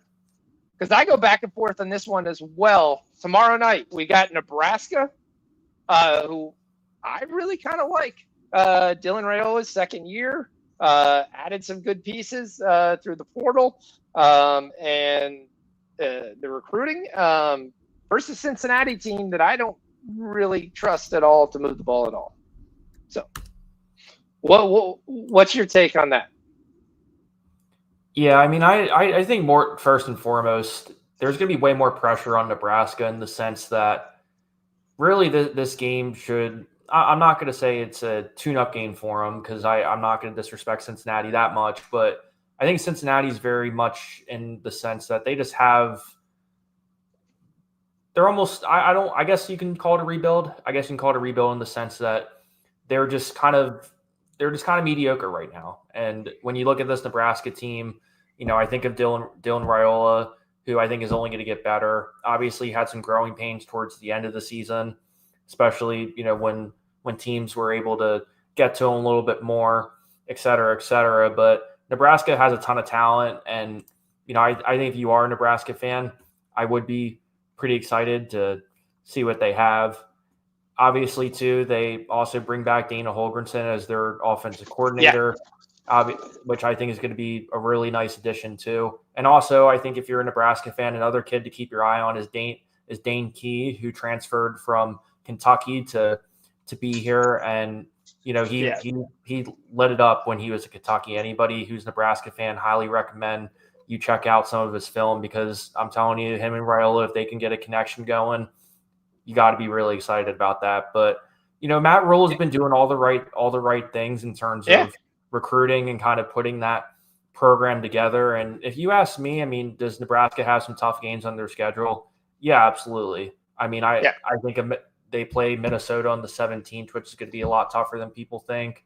They also have to host USC November 1st, and we're kind of unsure about them. And they also played Penn State towards the end of the year too.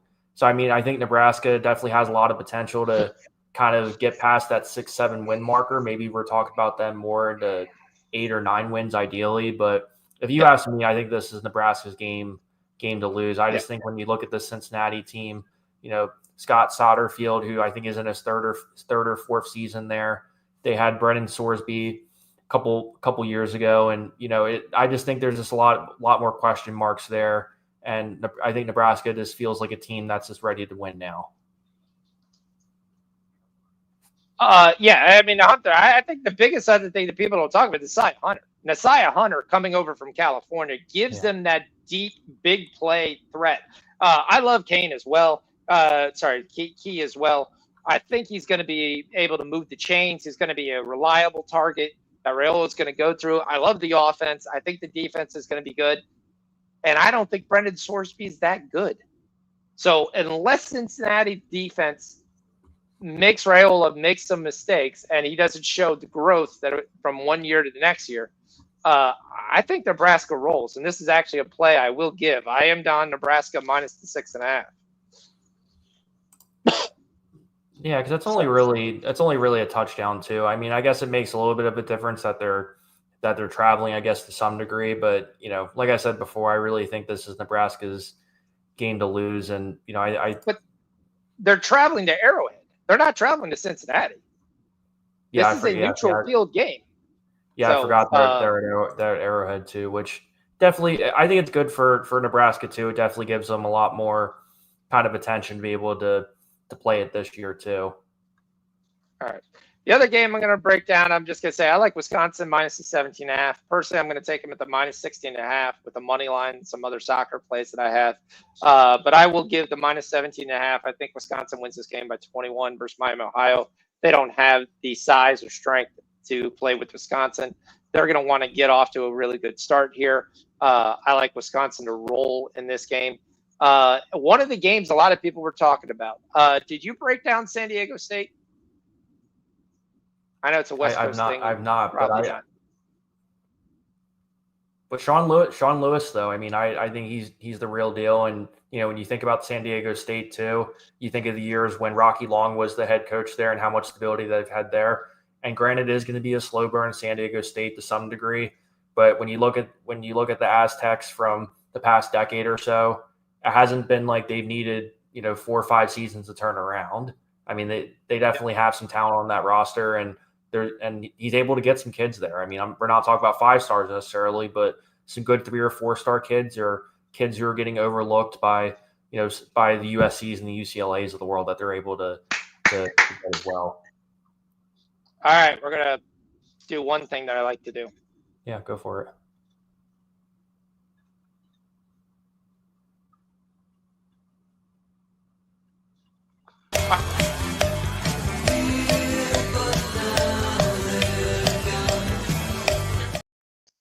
All right, Howard gets over the 4.5 assists, so that play cashes. The Royals are up big. So overall, looked like a pretty good night. We got the Red Sox home. We definitely like that take it there. Howard's got 12. Gray's got 11. 70-59. I know some of you guys took the 10.5. So let's see how that kind of works out here. It's going to be a close one. Asia's really taken over. She's really blown up here. She's up to 30 points. Yeah, my vision went to San Diego State's going to run Jaden Denegal out. I don't know how you don't run Bird Emanuel out, but I loved Bird Emanuel when he was in Central Michigan. I know the kid can't throw, but man, the kid's exciting. If you put him on the field, he is the most exciting quarterback they've ever seen. You go back and look some of his MAC film is the only way I think kind of they put up points. Denegal basically couldn't even beat out Divock Origi, who we already talked about sucks ass for UNLV. At quarterback. That's basically all I need to know looking at that game. All right, moving on from that game, we talked about the Giants, talked about there. Let's go into Friday's action. Did you buy your Gators tickets? At least let me there. Did you get your Gators tickets yet? Right now, I have myself penciled in for the Florida Georgia game, and we talked about this off camera too. That The main concern is I go to that game and I have a couple drinks just then to lose by 20. But I'm feeling optimistic about this Florida team. I am not concerned at all about GJ Lagway's shoulder, and I think by the time Florida rolls into that game, hopefully we've perhaps beaten LSU. We take care of Long Island and UCF, and maybe have a couple tough games in between. But that's probably the game I'm most likely to be at. All right. Only going to one game. Moves from Philadelphia to Florida and goes to one football game of his most favorite school. And I got some time. I got some time to get some tickets there. A little spontaneous action. I thought you'd try to go to like the Bethune-Cookman game, the whatever game they're going to win by 60. To be able to ride through it. UCF's near me too. USF, be it hour and a half, 2 hour drive. But did you break down USF for Boise State? I did not see. I don't think you would. I did Central Florida with. You did Central Florida, okay. With my friend Pete Lubar over at. All right, Final Sports. We'll go to there. I'm going to shift gaze. We're going to go to Auburn and Baylor. I know those are 2 teams you looked at. Yeah, 2 teams that I'm really excited about for really similar reasons. I'll talk about Baylor first, just because I think Auburn gets a lot more attention. And Baylor surprised a lot of people last season, including me. I think there were a lot of people who were kind of questioning Dave Ornata kind of as a head coach, even though he has a phenomenal defensive background. And, Sawyer Robinson just kind of lit the entire world on fire too. And obviously Jake Spadaball, their offensive play caller, just everything's kind of seemed clicking for him. And what you got to be excited about Baylor too is, after the turbulent years of Art Briles kind of afterwards, it really kind of seems like that they're finally figuring out their rhythm, really kind of investing in NIL. I think before they were kind of a little bit more invested in the facilities and kind of getting that foundation. But now that they kind of have that all together, they've definitely bring in even more pieces offensively. Granted, you're still concerned a little bit defensively about some of these games too. And granted, it almost is a shootout every game with a team like Baylor. But I think there's a lot of reason to be optimistic as well. So, I mean, definitely don't sleep on Baylor. So, I mean, but then shifting gears to Auburn a little bit, when you look at Auburn, I just did my breakdown on them, so I'm pretty familiar with them. But in terms of Auburn, I mean, obviously the big elephant in the room is going to be, how does Auburn look offensively, right? Because they got it all taken care of defensively. DJ Durkin, in my opinion, is one of the best defensive coordinators in the entire country, and he gets paid like it too. I mean, he gets paid like almost $2.5 million a year. So don't be concerned about them defensively. But offensively, obviously, it's going to be, can Jackson Arnold's decision-making improve? But I'm at the point now where, to me, I'm kind of sick of making excuses about Hugh Freeze. This is the year where I need to see a significant improvement from them, especially when he's throwing to guys like Cam Coleman and Eric Singleton, who's the transfer from Georgia Tech as well. Yep. So I definitely think this game's going to be a shootout, in my opinion, and also one that I think if you're betting on this, we're talking, fourth quarter type of play. Yeah, you're definitely talking about what we talked about. I'm on the over in this. I like the over 58.5. I do kind of like Jackson Arnold to kind of get this thing together. I'm not as high in the Baylor defense. But you're right. Their offense is really kind of sneaky solid, because you look at, you're like, oh, that's Baylor. They're not going to be any good. But towards the end of the year, they played really, really well. You don't have as many transfers. Sawyer Robertson's still going to be there. Kobe Prentice comes over from Alabama. So it should be a very interesting tape. They should have enough thing to play with Auburn, which a lot of people aren't surprised. I know a lot of people like Baylor plus 2.5. You're favored right now, actually. Last time I checked, I'm pretty sure Baylor's favored still. Isn't that right? No, Auburn's favored. Auburn's favored now? Yeah, I think a lot when I previewed Auburn, Baylor was favored. So I guess they changed that in the past week or so. I got the 57.5. I think we get 60 points in this game. And then let's go to the game. You know which way I'm going to go, but Georgia Tech, Colorado. Yeah, that game is definitely on my calendar. I think anybody that wants to see, teams that are kind of a little bit more under the radar in terms of kind of national attention, that's the game I think you have to watch, because I think in many ways they complement each other in terms of a matchup, right? Because if you think about Georgia Tech and Brent Key, obviously offensively, Haynes King is one tough SOB. He's a guy that it's going to take two or three guys to take him down every single time. I won't talk about too much about the Miami game, but nevertheless, I mean, Georgia Tech is just a gritty team, and I think if you're somebody who watches Georgia Tech or is curious about them, their foundation is going to be they're going to beat you up on the offensive line. They're going to play really strong defense, and Haynes King is not the type of guy that's going to turn the ball over. But when you look at this Colorado, what's that? Which is how Colorado really causes turnovers and creates good field position is from turnovers. And if King doesn't turn the ball over, I'll go on and say it. I like Georgia Tech minus 4.5. I like you. Ed Rutherford is still there for Georgia Tech. You have Jamal Haynes. You should be able to run the ball. Caden Salter, who I really like, and I bet on a lot at Liberty, quite frankly, because he had a rushing touchdown every week, and it was like minus 105 for him to score a rushing touchdown.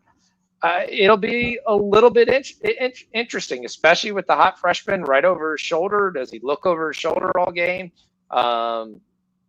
Break down the Colorado offense. What's new? The keys have been handed, apparently, from the picture they posted, but then apparently the keys were taken back.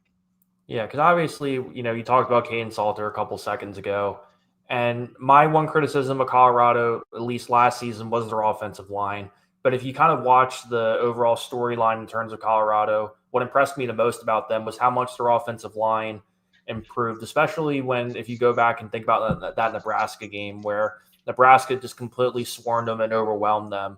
So a lot of credit to Pat Shurmur and this offensive staff to really kind of put that together, because to me I think that's one of the biggest storylines, I guess I'll say. I'm not going to say question mark, because I think Colorado has done really a phenomenal job at getting some more talent there. But also Colorado defensively, I mean, I think they are pretty solid, all things considered. Defensive coordinator Robert Livingston is a guy who I think is going to be on some radars in terms of, if Colorado does have a strong season, he could be a guy that they talk about for a group of 5 head coaching job, kind of similar to Sean Lewis in that vein. They always do a pretty good job in the transfer portal. But to me, if you ask me what the key matchup is, it's going to be, hey, is Haynes King doesn't turn the ball over, particularly in terms of fumbles, because that's Colorado's bread and butter, really, is that they're going to try to pressure you as much as possible and hope that you throw an interception or two. But I think that's going to be easier said than done. But also, I mean, Colorado just has a lot of talent in terms of their wide receiver room too. I mean, Caden Salter's going to have guys to throw to. He's super quick, super electric.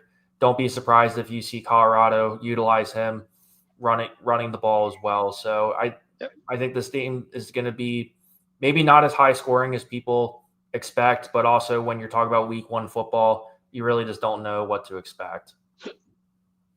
Yeah, definitely kind of there. I like Georgia Tech for the ability not to turn the ball over. So, and again, I think you go back and you look at, I totally just forgot his name. Why did I go blank right now? Who's the kid they had last year, went to the Jags? Oh, Travis Hunter. Yeah, Travis Hunter. Travis Hunter. For some reason, I'm saying Travis Taylor in my head. Travis Hunter. Sorry, so my age there. Travis Hunter basically saved so many drives, impossible catches, basically was able to kind of just move them when Shador picked up his bad habits of running out of the pocket and just taking all this time, waiting for guys to be wide open before he chucks it. I don't see that happening this year. I like Caden Salter. He was very nice at Liberty. CJ Daniels put up pretty good yards when he was with him at Liberty. But he also threw the ball to the other team a bunch too. So I don't see, I'd see them having more turnovers at Georgia Tech. And I think Georgia Tech is able to move the ball more consistently. And that's what I like. Yeah, because Colorado's not going to be able to get away with being able to kind of scramble outside of the pocket and kind of do what Shador Sanders did last year in terms of extending plays, going outside the pocket and kind of doing that scramble drills. Because I think, you go back and watch a lot of those games, particularly at the beginning of the season, they kind of got away with that a little bit too much. But with a team as disciplined and well-coached as Georgia Tech, they're not going to get away with that. So watch for that too. And also, I think somebody in your comments mentioned this, but Colorado also hired Marshall Falk as their running backs coach.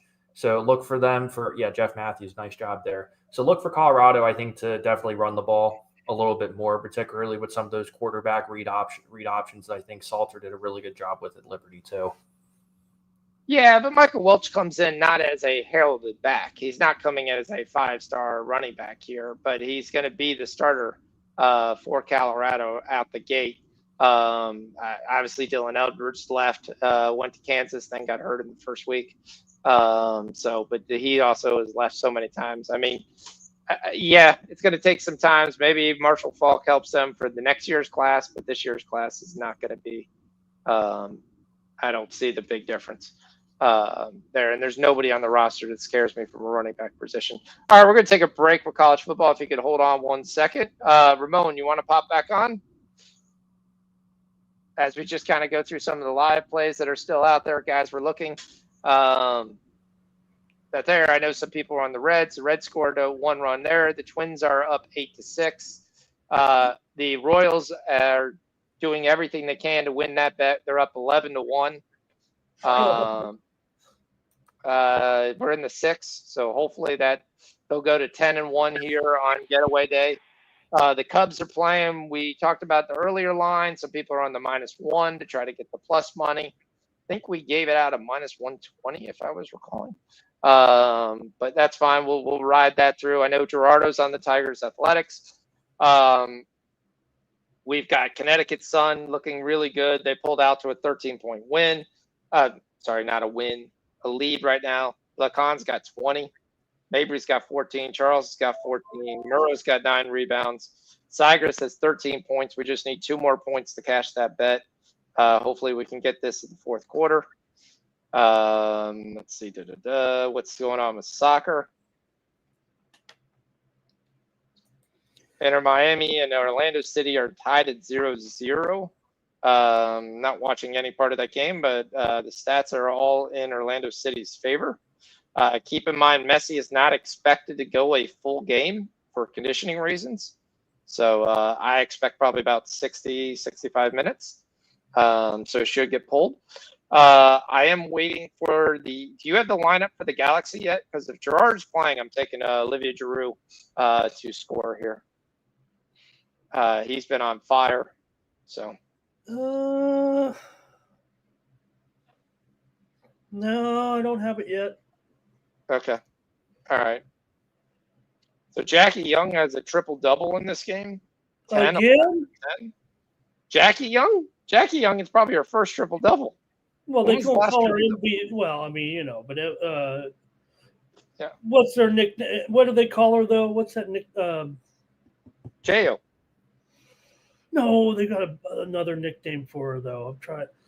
Is that it right there? Oh, okay. It is a final now. Yep. Aces win by 6. They went out. We talked about the 15-point club. Gray and Howard hit that easily. Howard, we hit the assist. We then hit the alt assist if you tailed that as well. Reiner, I know you were on her, ended up with 2 points, 1 for 5 tonight. Hillman ended up with 14 rebounds. Asia Wilson, we talked about throwing some money on the 30 points. She had 34. We talked about she had 32 last game. She played. She does not get her 10 rebounds, though. Second game in a row, she stops with 9. Chelsea Gray does not get her 6.5 assists if you took that. Jackie Young obviously got her rebounds and assists with the triple-double, but she does not get her points. So we are at Alicia Morrow has a double-double. Lacan's got 22. Mabry's got 14. Charles has got 14. Sigris is in the game. 7 seconds to go in the 3rd. She's played 27 minutes, though. That's the only thing I kind of worry. She's got 13 points. Mahisha Hines-Allen is Dallas's leading scorer at 15. Connecticut Sun had just pulled away. So they're up 13 and kind of haven't looked back.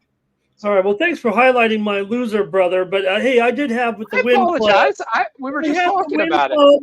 Game total under Aces and Atlanta here with my winnable. So you take this, bud. I don't think you should be doing too much gambling tonight, Alan. Gambling? Who said anything about gambling? It's not gambling when you know you're going to win. All right.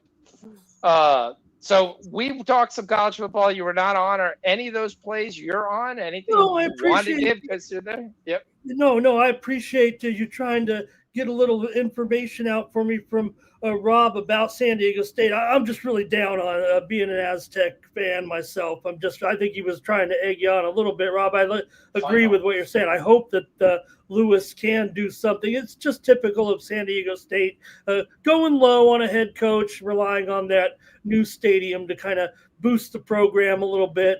And maybe this new Pac-12 can bring them a little bit back to life once they start playing OSU and Washington State in the years to come, and maybe that'll shake itself out. But just feels like they're stuck in neutral right now.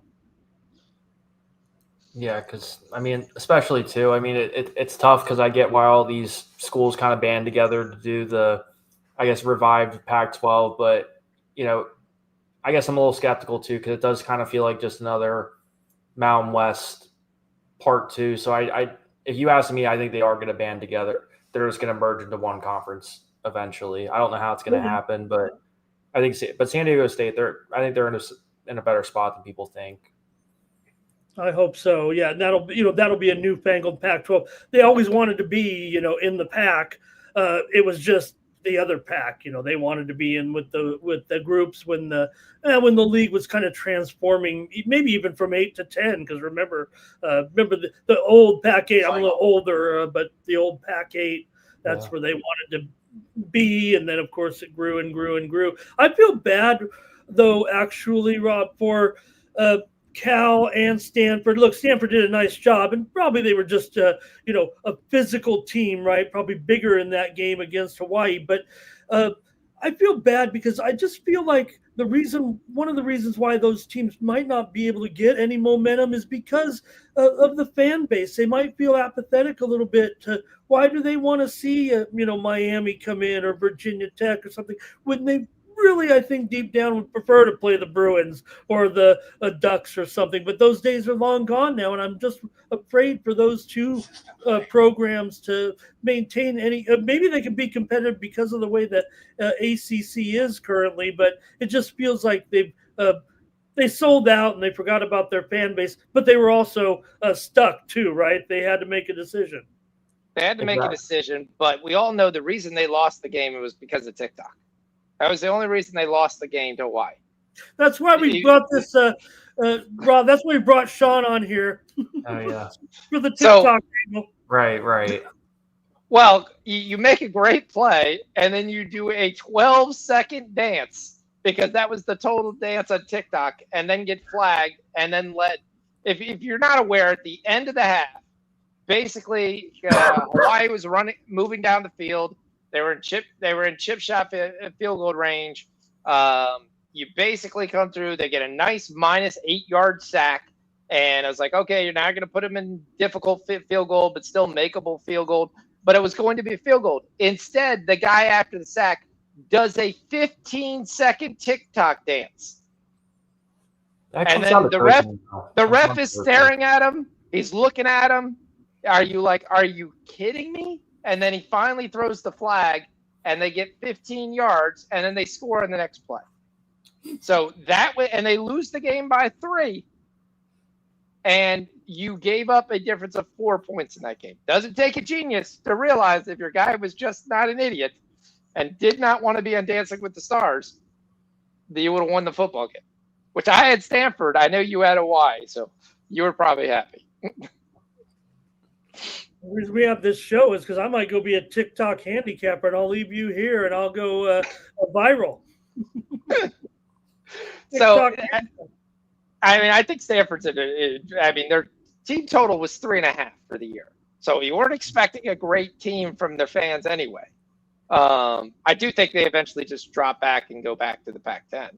In fact, that'd be great. And that would be great. And maybe it could happen. I know they're probably stuck here for a few years, but again, it might be slow moving here. I guess it should be happening next year, Rob. Right? I think with that Pac-12 situation, as long as it can work out the money and how all that worked out, because there's still money in the coffers there. I think that was the whole thing about Oregon State and Washington State and that Pac-12 money. And then you'll see a bunch of other teams form the Mountain West now. I would imagine teams like, I don't know who it could be. I imagine that second tier. They're talking about Sacramento State, maybe Montana State. I don't know if those teams could ever leave that conference, but maybe they'll have to, because I think that might end up being more money with those teams. So I know they were talking about some of those teams kind of filling the void there as the new conferences form here, or the rest of the new conferences.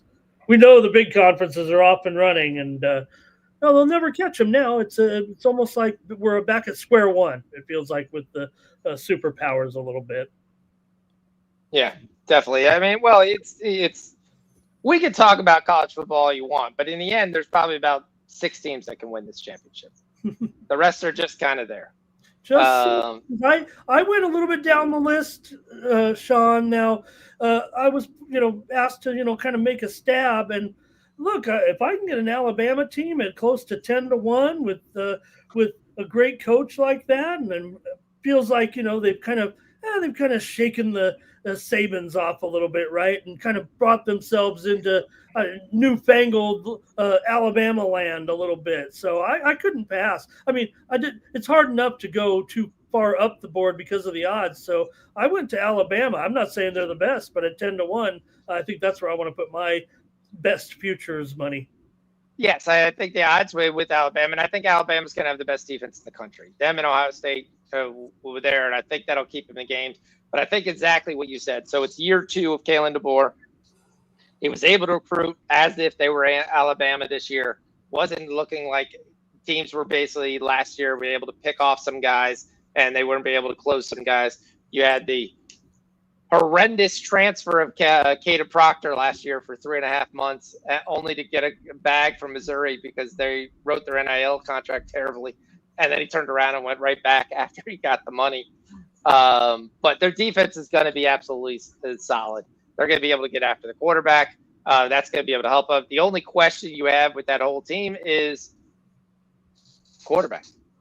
Ty Simpson is not the guy. You're just waiting for Keelan Russell to be able to be ready to go, unless you're a big Austin Mack fan. I think he's okay.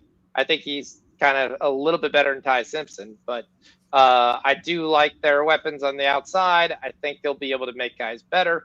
Jam Miller's waited his turn. He'll be the number 1 back, but they've got a boatload of very good backs behind him. So, I like Alabama. I love Alabama at -13.5 on Saturday. You can get that at 10-1. I do kind of like that as well. And again, with the new rules, they don't have to win the SEC because they're just going to put in whoever they want in the college football playoff based on the new rules.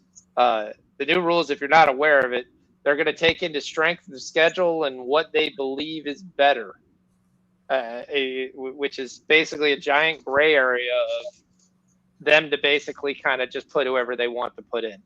So basically, the three big letters. SEC. They'll be SEC or Big Ten. Those would be the teams that they're going to play around.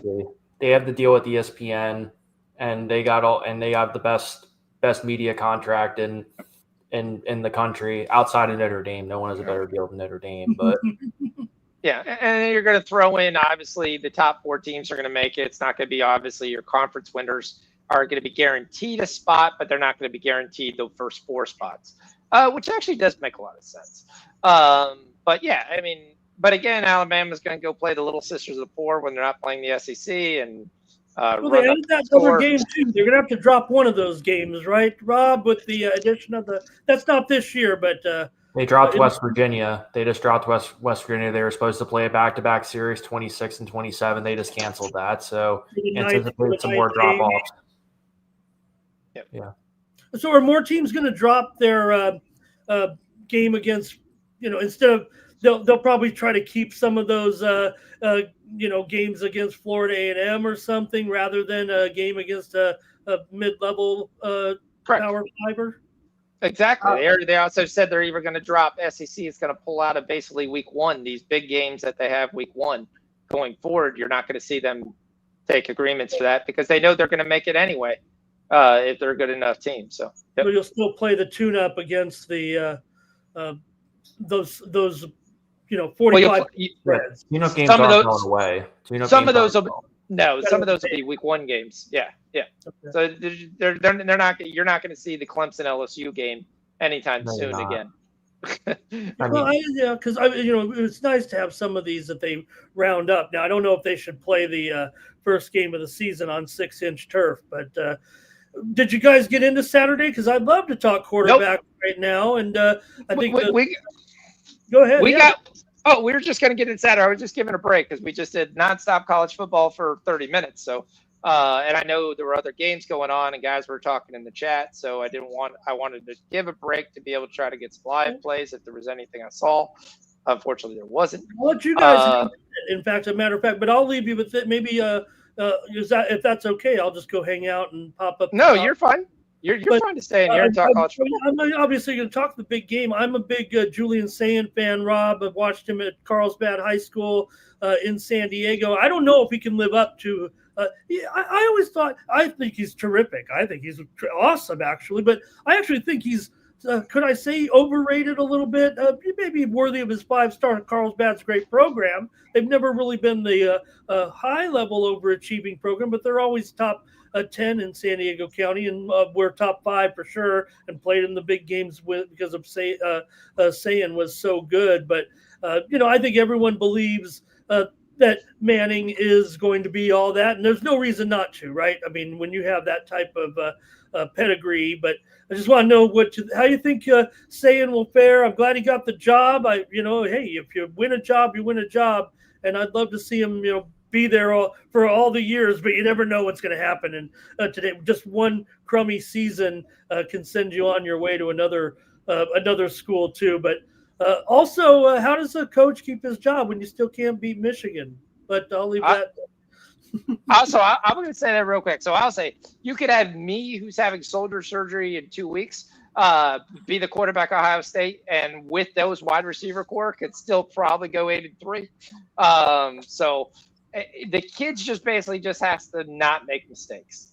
He can be a game manager, he can throw, but he's going to have Jeremiah Smith, Carnell Tate, Brandon Enos, and the guy you haven't heard of yet, but you will soon, Quincy Porter. Basically, guys to be able to throw to. You'll have an outstanding 2 All-American offensive linemen. And again, the only question you have is kind of running back. You're going with the guy who's been there before, but C.J. Donaldson obviously had the experience at West Virginia, but he's never going to be a game breaker. The guy I really actually like to see is a name from the past, Bo Jackson, the 5-star running back freshman, who is probably going to take over the job by the end of the year. So, yeah. I kind of think if this game was in Texas, I'd be on Texas. Since this game's in Ohio State, I'm probably going to stay Ohio State. I completely disagree with that take. Okay. Well, start off with Julian Sayin first. I think there's no doubt in my mind that he's definitely the number 1 guy. I think he's way better than Clennon Holtz, I think is the kid's name. But I think Julian Sayin's in a good spot. I mean, I think it's obvious that he was the best quarterback there. I think Sean brought up a good point of, hey, he doesn't need to necessarily throw for 300 yards a game. All he really has to do is kind of get his feet in the water, not make too many big mistakes, and ideally Ohio State to rely on that defense, even though they lost Jim Knowles. But I mean, I think if you're an Ohio State fan, I mean, particularly this matchup versus Texas, I mean, Ohio State, they lost 14 players to the NFL draft, including their quarterback, and also the primary core of their offensive defensive lines. So, I mean, if you want to think about it that way, I think there is a little bit of I guess you can call it a rebuild in terms of the offensive line, which I'd be a little nervous about. But most importantly, I'm also pretty nervous about them having Matt Patricia as my defensive coordinator. I would not be excited about him. You sit there and look at his resume. I sit back and look at the Eagles, and I just have to tell you, man, I just think there's a little bit of hesitancy if you're there. Now, granted, also when you look at Texas too, I think they're outside of Penn State, they're the most complete team in the country.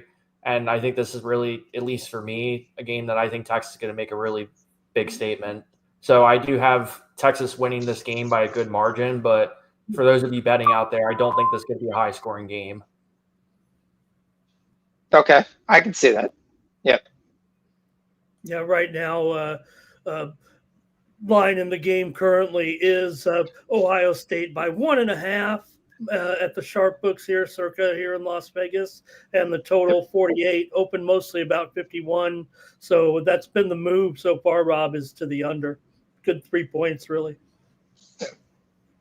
That's definitely been the move. Yeah. Saturday, what other game did you want to talk about? I mean, I talked about Alabama, Florida State. I think Alabama's going to crush that team.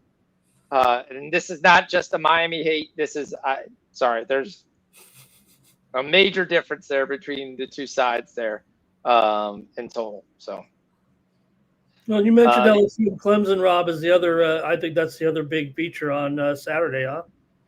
I thought it was Weber State and James Madison, or Coastal and Virginia. Oh, that game's not on your count? No. Coastal's on my calendar. There's definitely no doubt Coastal's on my calendar. So just to let everybody know, let's see. Oh, it's not even on this one, is it?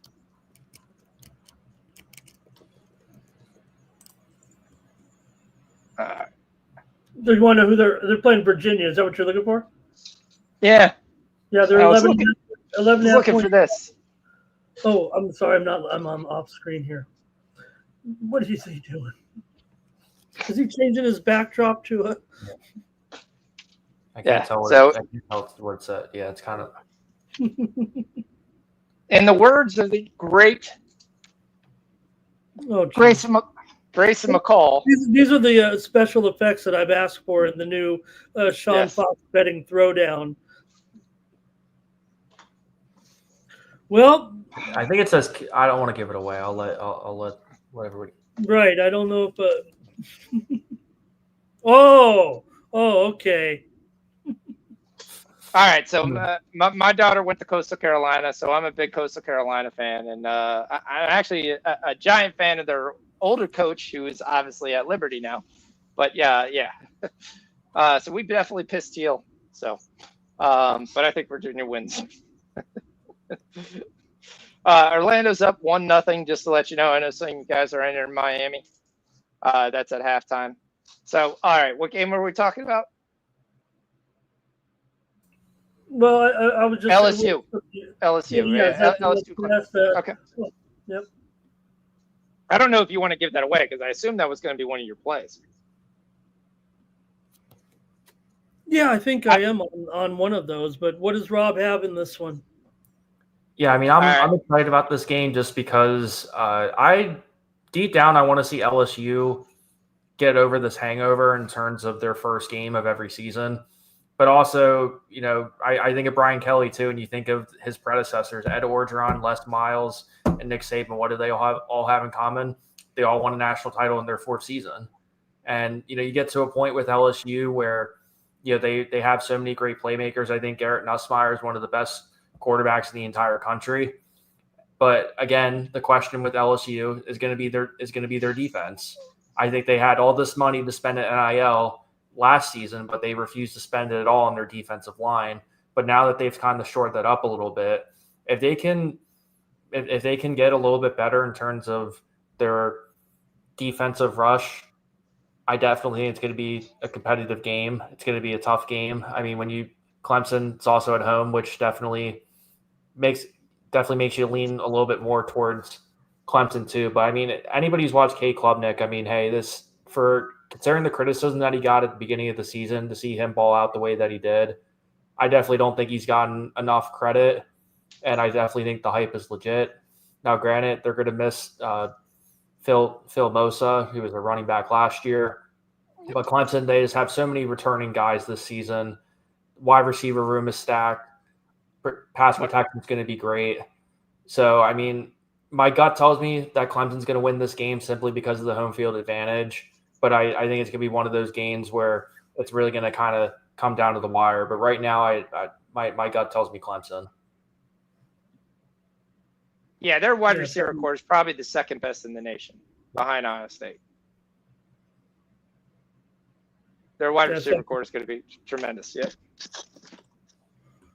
Probably one of the better matchups here on Saturday for sure. And I'm not even getting underway with the games all spread out there on the card. Alabama and FSU. I heard you guys commenting a little bit. I think I don't know if you were talking about the game itself or the programs, and I obviously was talking about Alabama here. Still got to lay these points on the road, though, in this one. Basically 2 touchdowns here with Alabama. Hey, if I'm going to roll with them early, maybe I will lay 2 touchdowns. We'll see. But total here right now in that one is about, looks like 50 and a half, 2 touchdown favorite at FSU. What's the prospects for the Seminoles this year, Rob? I mean, I I've said this on my show. I love the Gus Malzahn hire. I'm a Florida guy, so I wish that they would have gone out and hired him. But I think Thomas Castellanos really fits into this Florida State scheme particularly well. I mean, I go back and you think of some of the quarterbacks Malzahn has coached. And, also too, Florida State's playing with a big chip on their shoulder. So, I mean, definitely don't sell this team short. I mean, granted, Alabama, we just talked about that. They are, in my opinion, one of the most talented defenses in the entire country. We talked about all of that too. But in terms of Florida State, just them, in terms of the overall outlook, I do think they're going to I think they'll at least make a bowl game. I'm not going to sit there and say, they're going to win double digits. But if Castellanos can prove that he can throw a legit spiral and they definitely maximize him and the offensive line can protect him, I think Florida State can surprise some people. It's kind of a requirement at quarterback for him to be able to throw a spiral. Just want to let you know that. I mean, that's the biggest issue I have with Florida State is on the other side of the ball. I don't see the defensive line being as good. They brought in some transfers, but again, transfers didn't work out last year. Again, when they brought in transfers, the other transfers they brought out actually all left. That's not a positive sign for going forward. Let's just build a club. And I was going to get on the Clemson game. What I love the best is the over. I'm on Clemson as well. I also want to give you a name to watch in that game is Gideon Davidson. Gideon Davidson is their outstanding 5-star running back who will be the starter by the end of the year as well for Clemson. He will take over the job from Adam Randall. Kind of surprised Adam Randall was named the starter. Adam Randall was a slot receiver for his first 2 seasons. So he's going to be a really small guy. He's going to be great to catch screens and little dump-offs out of the backfield. But I don't know how well he's going to do running between the tackles. So, sorry, I'll let you get back to your Alabama Florida State game. And this is not because I'm a Miami fan. Covered Bama there a little bit. I just want to hear about what the Seminoles are up to. There's some other interesting games. Certainly we can pepper, I'm sure, Rob, a little bit on some of these and also get in the kind of the game capsule here, a season outlook, because do have playing, I believe, in Atlanta, the Syracuse Tennessee game. That's a noon kickoff on Saturday as well. Tennessee favored by a couple of touchdowns in this one, Rob. We've already seen a little bit of movement here actually in that game. Tennessee opened 12.5, but the total dropped here quite a bit. Now, a lot of these openers were a little bit longer than just 1 week because of the build-up for week 1, but totals dropped here to 50.5 with Tennessee a 2-touchdown favorite against Syracuse. How did Joey Aguilar win the starting job? By default. Okay, so if you're not aware, Joey Aguilar was a Clemson. I believe he started at Clemson, then went to Appalachian State.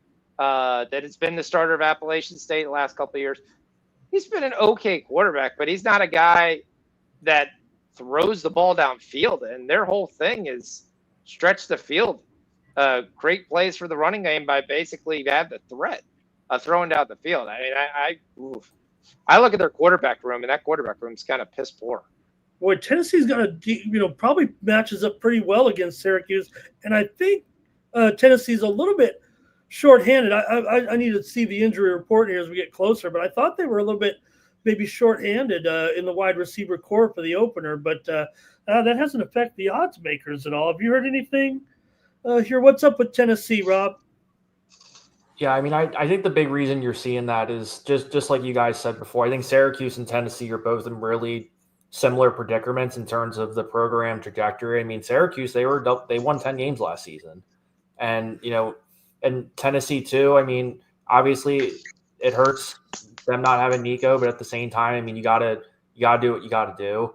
But I think what's really going on with Tennessee is that they're obviously their whole offense philosophy is gonna have to shift a little bit because you're not gonna be able to rely on Joey Aguilar throwing 50 times a game like they kind of did last season. But I think the reason why you're kind of seeing that difference now too is Syracuse lost a lot of players, particularly in the transfer portal. But I think a lot of people are kind of high on Fran Brown too, because Syracuse is a really tough schedule for this year too. I mean, I think they're going to be lucky to even win a bowl game. But overall, I mean, this should be a game that Tennessee can win decisively. But I think it's really going to be a big test for them in the sense that if they don't get off to a hot start or it's going to be a slow burn, then I think there is a reason to maybe be a little bit concerned if you're a Tennessee fan going to the rest of the season. Yeah, they're going to have to rely on that running game for sure.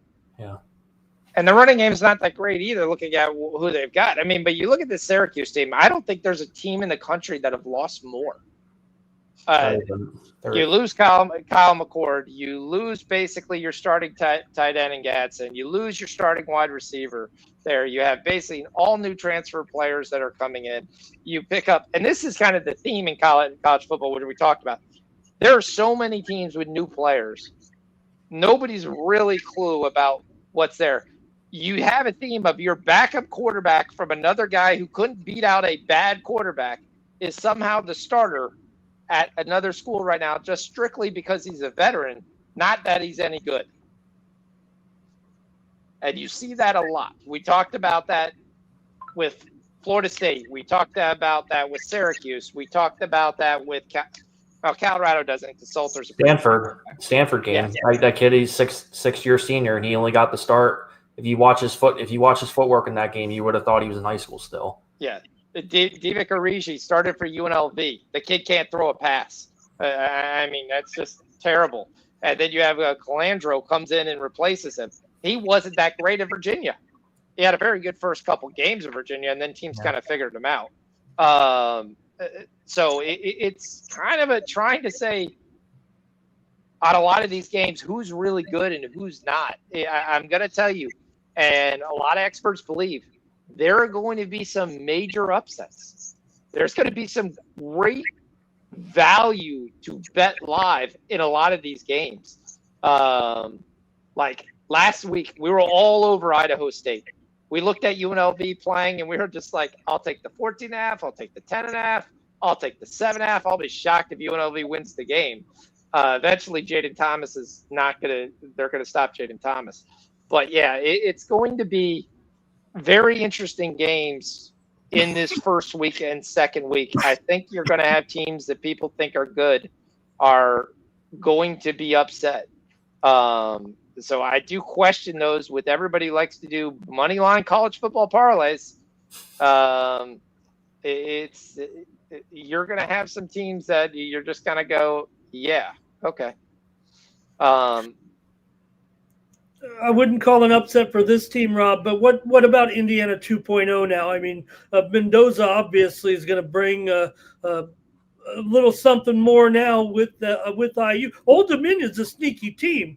Indiana's favored by 24 points. I know they were crushing every spread last year, Sean, but Old Dominion, they're, for their level, I don't know. I think they can hang within 3 touchdowns. What do we know about IU 2.0, I guess? I don't want to say they can do the exact same thing, Rob, but maybe they can. Yeah, I mean, it's definitely possible. I mean, I think the thing with Indiana and a lot of people that kind of have to realize this too, just like Syracuse that we just talked about a couple seconds ago, it's dangerous to kind of bet on teams like this when you're relying on the transfer portal so much. Now, granted, they doubled down and gave Kurt Cignetti a big extension this year, and that's great. You can tell that the boosters in Bloomington are putting a boatload of money into this program, and all that stuff is great and everything. But at the same time, too, when you look at some of their opponents for the rest of this year, I think you have to be a little bit skeptical because when I look at some of these other teams in the Big Ten, I don't think Indiana's offense and defensive line really stack up very well to some of those teams. So I think Indiana, there's going to be some growing pains for him this year. Now, granted, anyone who's watched Fernando Mendoza last year knows that he got completely obliterated in terms of getting sacked over and over and over again. So I'm really excited to see what he can do with a semi-competent offensive line. But to talk about the over-under with Old Dominion, for the past couple seasons, they're kind of sneaking their way up into getting into that bowl game territory, but now they have a lot of experienced guys, and definitely would sit there and pause to put Indiana winning by 3 possessions in that game. I wouldn't be surprised if Old Dominion makes it competitive, particularly in the second half. One game that's a blowout here, but I just noticed, or the line service just came through with a move right now on this big underdog, Penn State against Nevada. They were a 44-point favorite, but they're down to 43 or maybe even 42.5 just within the last couple of minutes here, probably based on betting action. I don't think we've heard anything personnel-wise. I mean, when you got Aller, you got Singleton, you got Allen, Pena in there, and Ross as well. What's the outlook for the Nittany Lions? Yeah, question I have in them, and I'll let you break this down, Rob. What is their passing game going to look like? They relied on Ty Warren so much in a variety of ways to move the sticks. They have a good tight end too, though, now in Reynolds. Yeah, but they're not going to hand the ball off to Reynolds. Oh no, but I mean, you got to trust Singleton to have a pretty strong season, I would think. Yeah, I mean, I think running the ball they're going to be perfectly fine. I just question that, and I think Aller's a top 5 pick. And I've got a very good scout from an actual NFL team right now in a front office that has told me if Aller would have been their number 1 pick last year, in his team's estimation. But again, it's a guy who really hasn't ever done it in college. He has the tools. He sometimes looks the part, but he's not the consistent 250-yard passer, 300-yard passer that you see. All right, Rob. So we like Penn State. Intriguing. What do you think? Yeah, I mean, I'm not going to get too biased here because I grew up about 2 hours away from Penn State, and I get into the bandwagon every year of saying that Penn State's going to win a national championship. I'm not going to get into that. I'm not going to get into that because this is your guys' show. But nevertheless, I'll just dig into Penn State a little bit. I mean, one thing you got to be excited about with Drew Aller that you also mentioned is it's going to be his second year with Andy Kowanicki, so you get that that continuation of them being able to continue to build chemistry. He also elevated his completion percentage from 60% to almost 66%, which is a significant jump in terms of completion percentage. So I think that's something you also have to be excited about too. Also, you have the combination of Nick Singleton and Katron Allen, who are both coming off 1,000-yard seasons. And, also they bring in a new running back coach, Stan Drayton, who used to be Temple's head coach. But, I mean, again, you just talked about it. The big question is going to be their receiver room. And they're going to be relying on a bunch of transfers. You're going to be relying on K'Ron Hudson from USC, Trey Burpina from Syracuse, and Devontae Ross from Troy. And, obviously Hudson and Ross are going to be on the outside, and then Pina's going to kind of be your slot guy.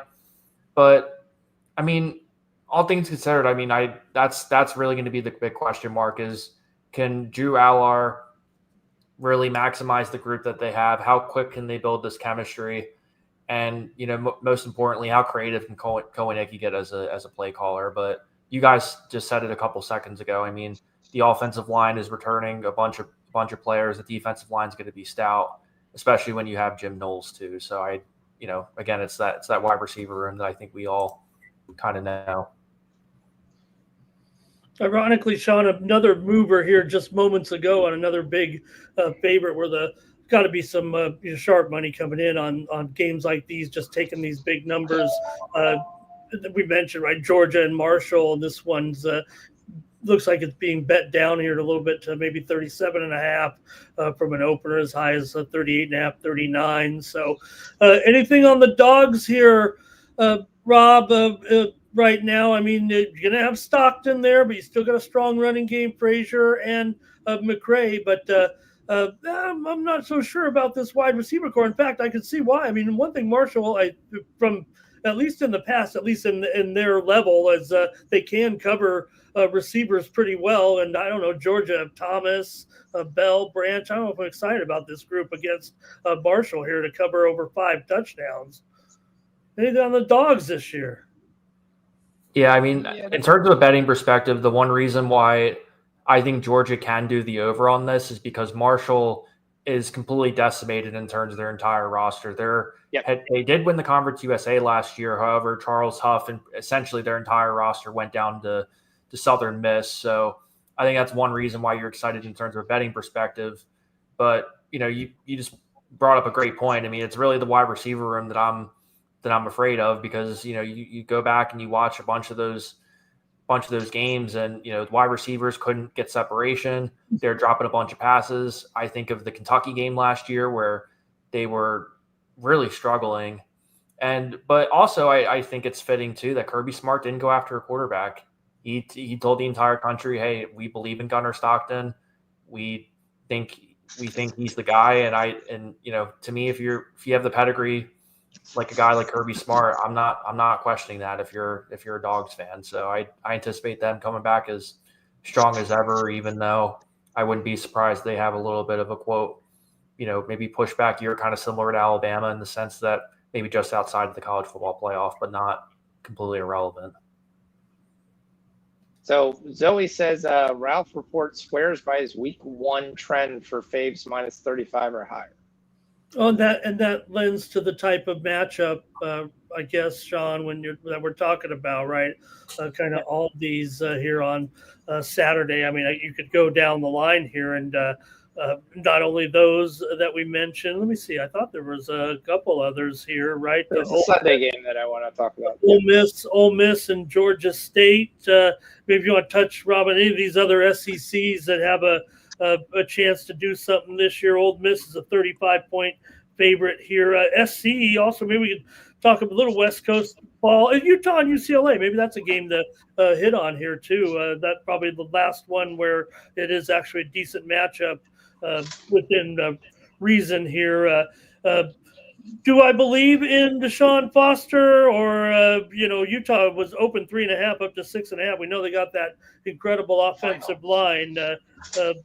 What's the story here out with these teams out west here? Anything? Maybe the Bruins. Probably Utah's who we want to talk about. Yeah, I mean, to me, Utah is probably the team to talk about. I mean, Kyle Whittingham, he's pretty much the pillar of consistency in terms of how you build a program, how you build from the ground up. And, you never have to worry about them defensively, but at least offensively, they brought in a lot of guys from New Mexico. You have Devin Dampier, who is an electric playmaker, someone I think is going to completely revitalize this offense, especially if you go back and you watch particularly last year where they had 4 different starters as quarterbacks. So definitely project some stability there. And also Jason Beck as their new offensive coordinator too, someone who I think is going to bring some excitement to this offense, and most importantly, take some pressure off this defense as well. So, I mean, last year I haphazardly picked Utah to win the Big 12, and needless to say that completely blew up in my face. So, I mean, I'm pretty high on Utah. I think it's 5.5. I think was the prediction on that. But don't count out UCLA as well. I mean, obviously, I think Nico has a lot of connections to the area as well. So I think that's going to be a way more of a natural fit than people realize. Granted, the biggest issue they had was their offensive line, which I think is probably the reason why I would be a little bit nervous if you're a Bruins fan. Anyone that watched any of their games last year, their quarterback, Ethan Garbers, pretty much got sacked on every play. So, I mean, but they did win 5 games last year. They exceeded expectations, but I would say Utah is probably definitely the favorite in that one for me. Anything with SC? Oh, go ahead, Sean. Did you have something? I was going to say Sunday. What's your take on Virginia Tech, South Carolina? I love this South Carolina team. I actually don't know why it's only 7.5 because I couldn't tell you. Yeah, I don't think it has anything with the neutral site either. So what do you think? Are you talking? I mean, Virginia Tech, South Carolina. Do you cover either of those teams? You're our man here.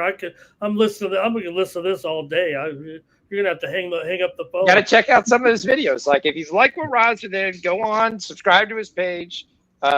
Witty College Football, Witty CFP is what it is. So, and like I said, he runs through all these schools for 20 to 30 minutes each school. Obviously, we're running through maybe 2-3 minutes there, and he's big into coordinators because he knows.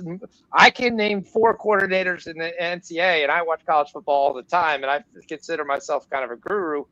But he'll name probably 37 different coordinators that you've heard him talk all day here.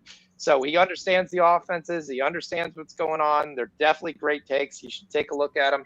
If you're there, that's one way just to say, hey, you enjoyed his content, subscribe to his page, help him get his viewership up. So appreciate it. Virginia Tech, South Carolina. Either team you like? Final. Yeah, I'm really high on Lenore's Sellers, and I get why people are a little bit hesitant to kind of hype him up. I get it in the sense that people are nervous that Dwell Liggins, he took the head coaching job at App State.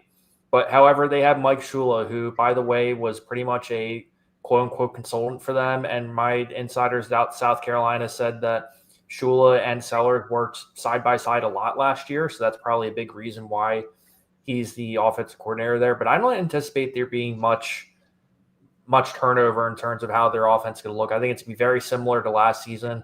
In fact, I think he's only going to get better. But I think if you're obviously a South Carolina fan, I mean, you have to get him to pass the ball more. He's not going to be able to rely on his feet as much last season, especially when they don't have Rocket Sanders anymore either, who is, by the way, such a fun 1-2 combo.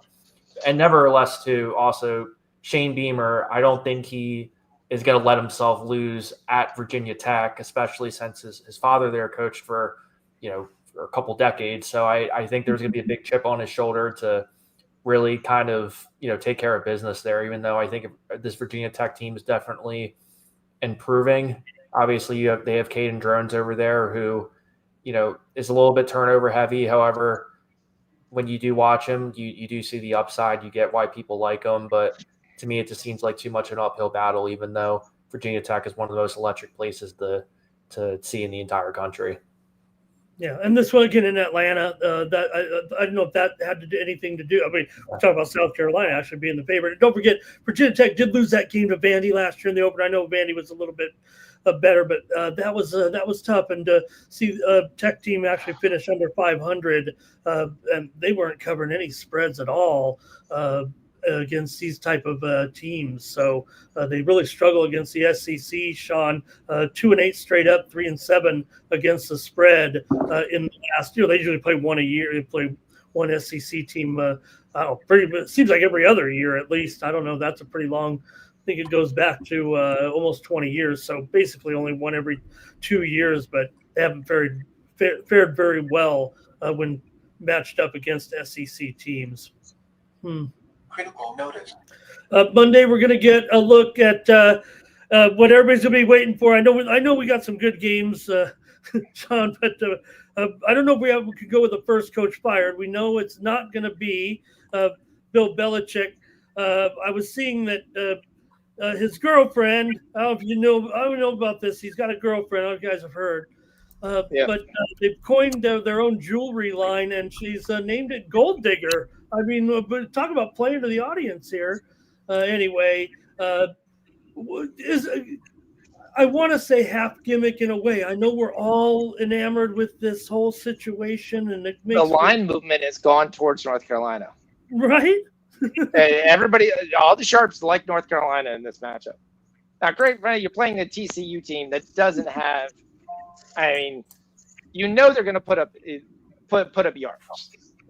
And North Carolina doesn't play any defense. To me, this is one of my favorite games. I'm actually shocked that North Carolina normally plays big-time over games. That's generally what we had. They were a massive, hey, North Carolina's on, take the over.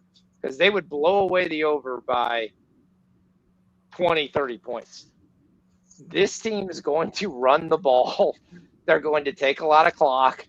They're not going to go up and down the field. That's my question of how he kind of translate there. But I don't think he's added enough on defense. I think Josh Hoover's going to throw it all over him. I got a rookie coach against the Dykes in his fourth year. Yeah. Rob. So, all right, we stopped our Rob. Tell us your breakdowns. We know kind of where we're leaning. So, yeah, I mean, I I like to stir the pot sometimes and disagree, but I actually completely agree with you guys. I think I think TCU is going to make a statement in this game, and just like you guys said before, I'm very skeptical about North Carolina's defense this year. I don't think they added enough. They, outside of just Mac Brown not being there anymore, I mean, there was a lot of turnover no matter what. But for anyone who watched North Carolina's defense last year, I mean, this is a team that almost gave up 70 points to James Madison last year. And Jeff Collins, at least in my opinion, some of the worst play calling, that they definitely just crapped the bed a lot defensively. But you're right, though. I mean, North Carolina, their bread and butter is going to be to run the football, grind the clock, and make sure that Gio Lopez doesn't make too many mistakes. And I'm actually a little bit surprised that he beat out Max Johnson as a starter. But I mean, TCU. I mean, you look at his history. Sonny Dykes is head coach, whether he was at Cal, whether he was at SMU. The guy is a winner, and he's consistent on offense. And I wouldn't be surprised if Josh Hoover continues the ball out just like he did last year. They have a lot of great weapons on the perimeter. They're explosive. And quite frankly, I think Sonny Dykes is just a pretty likable dude. So, I mean, if you ask me, I think I get why people are kind of leaning towards North Carolina, but I'm betting pretty big on TCU for this.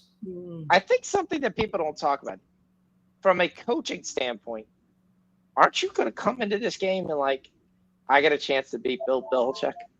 Like, I got a chance to beat Bill Belichick, is one of the greatest coaches of all time, and just have a little bit extra oomph to say, how do I do that? I want my team focused. I want them ready to go to the game.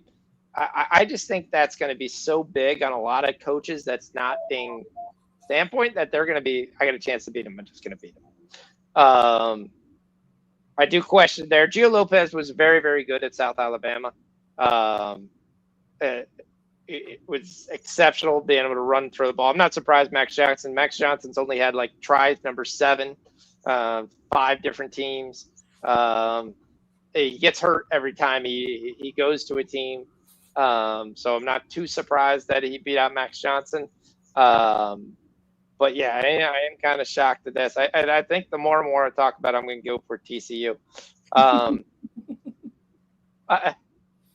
But I do want to kind of shift the thing, and Rob, you can just hold for 1 second. And we're just going to want to say 2 things. One, if you enjoyed the show, we're having a great show. We're making some money. We hit Howard's assist. We hit Royals' assist. If you took the Howard alt, we hit. The Pittsburgh St. Louis is not going to come through for us. I think it already died, so that's going to be our loss. Seagrass comes through. Red Sox come through. Cubs are up 3-1. We talked about the Blue Jays. Blue Jays ended up winning in the bottom of the 8th, 9-8. So that comes through. We talked about Lacan. If you took it at a personal play, she had 22. That came through. So overall, it's been a very good night. Hopefully you've won some money. And if you have, hit the like button, hit the subscribe button. One way you say nice things to me that you enjoyed the show. Sean's Fox Plays is me on Twitter. I also have my Discord link, which is just an online chat thing. We've had it for over 6 years. We talk betting sports. Gerardo's on it. D's on it. A bunch of other guys are on it. Ramon's on it. It doesn't really talk there. Every now and then we get a thing from Ramon. But we give plays and we talk about games. If you ever want to join, it's free to join. I know everybody else has their plays and they've done really, really well. That's fine too. But if you ever just want to have a cool place to just chat around sports 24/7, every sport in the world is listed out there in its own category. Feel free to join. But that's the one way you say you enjoyed the show. Tell your friends about it. We'll be back again next week. I did want to actually stop and see, did you have any CFL plays? Because it is a big CFL week with Labor Day. We got 2 games on Labor Day, 1 game on Sunday. I love CFL action. I play CFL all the time. Didn't know, Ramon, if you had anything. No, I'm pretty sure the only play I'm going to have, and this one's going to be tough. I don't know if you're going to be down with this one, but I'm probably going to take the Elks plus a touchdown against Calgary. Yeah, that's going to be tough. That's at Calgary, too. And Calgary's very good at home, just as they were last week beating Saskatchewan. Yeah, I actually like Toronto And I love the Hamilton. We're going to probably take the over in that game, 52.5. That's going to be probably a really nice game to bet. Bo Levi Mitchell, Nick Arbuckle has been pitched well. Coxie's probably still out for that game. But the other receivers proved last week that they could step up. Kevin Mittal. Obviously, you still have AJ Elouette. I think the Winnipeg-Saskatchewan game is going to be very interesting. The bet I'm looking, if you're looking for a parlay, I kind of like Saskatchewan that game. Let me see what the latest. Last time I saw it was 2.5. Miami scores, by the way. Does Orlando Winnipeg City have Dembski out this week again? Stearns, I think, as well for Winnipeg. Correct. That's yeah. Messi scores. There was a penalty. There was second yellow card, which created a red, created a penalty for Messi. Messi obviously took care of that. And you're at 1-1 in that game. Let me see the live lines there. Just wanted to pull that up. Yeah, you're at -5.5 right now, Saskatchewan. That's pretty big in the CFL. But again, there are kinds of definitely people that are out for Winnipeg, not playing that game there. Hamilton and Toronto. Toronto has been that team that played just as well. They won last week. I actually think they do it again. And Chad Kelly's got to be close to coming back soon too. All right. Sorry to break it there, but that was my one thought. Any other game or matchup you wanted to go over or talk about, Rob? I mean, I'll take a quick look. I didn't realize Chad Kelly was still in the CFL. I remember his days at Ole Miss, but good for him. He's still going. They found a little trouble along the way, but when he's in there, it's lights out. Yeah, he's been able to be there, but he's been hurt. They won the Grey Cup last year. Montreal. No, they win. I think they won. I forgot. They played Montreal. Montreal's not. I can't even remember who won the game. I can't. That sucks. No, it was Toronto won over Winnipeg. Okay, Toronto won. Okay, they weren't expected to even make it, if I recall. They kind of came out of the blue from there. Winnipeg was the big dominant team last year. So Toronto got Twins +1.5. Good job, G. That comes through. Diamondbacks are still up 3-2. Dodgers are up 4-1. Cubs are up 3-1. Athletics get their first run. I know he gave the team total, I think, 3.5. He's got 2 runners on. So, yep. So, that was really it that I had for college football. I didn't have any other game. I'm interested to see kind of how totals go. I mean, like we said, we have so many new quarterbacks, new teams. Is there any team that you have to win the conference that is not the favorite? I think you were going to give us one more look there too. What, Rob? Go ahead. Oh, sorry. What was the other look you wanted? The only other game I'll just throw out, just because I know everyone here is primarily betting on games, but I think if you want kind of more of a sleeper game, I would put my eyes on this Toledo-Kentucky game. And the reason I say that is Toledo is consistently one of the top teams in the MAC. They're bringing back a ton of talent. Jason Candle is a phenomenal coach, and he's going to be a guy that we're talking about in terms of the Power 4 conferences sooner than later. And just a Kentucky team that is rebuilding in a number of different ways. Offensively, we're just not entirely sure how they're going to look, especially with Zach Calzada coming in from Incarnate Word, even though he has a ton of experience in the SEC with Auburn and Texas A&M before. Defensively, they're always stout, but Kentucky's only favored by 10 points. And I think it's going to be a one-possession game. So if you guys are looking for an underrated bet, do a little bit more digging on that Toledo-Kentucky game, and it might surprise you. Yeah, for sure. I mean, it opened 11.5 and went down to 9. I think there's breathing room there, actually, by a couple of points there now. I know you're not getting the best of the line anymore, but the total here at 47.5, it's dipped a little bit there as well. But Sean said any surprises atop? Did you mean, Sean, any of the Big Four conferences, or were you looking maybe even a little bit further down? Any conference, like we all said, I like Clemson. I took them at +1. Here with maybe a little upset with Michigan. They'll beat Ohio State again. I thought that I was kidding earlier, Rob, but I thought if you lost 3 times, that was automatic. You're gone. But I guess if you if you do what we've seen at Ohio State, he keep his job there.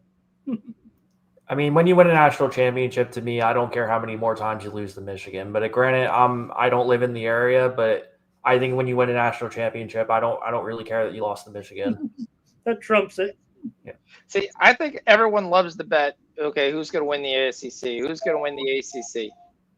But where you really can make your bread and butter is the other small conferences.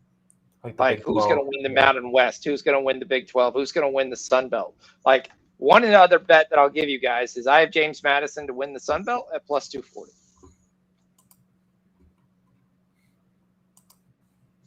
Anything on these sleeper schools? Do we have in our format this year? Who's getting it? Who are those 1 or 2 teams now? We're going to have to be on the lookout for.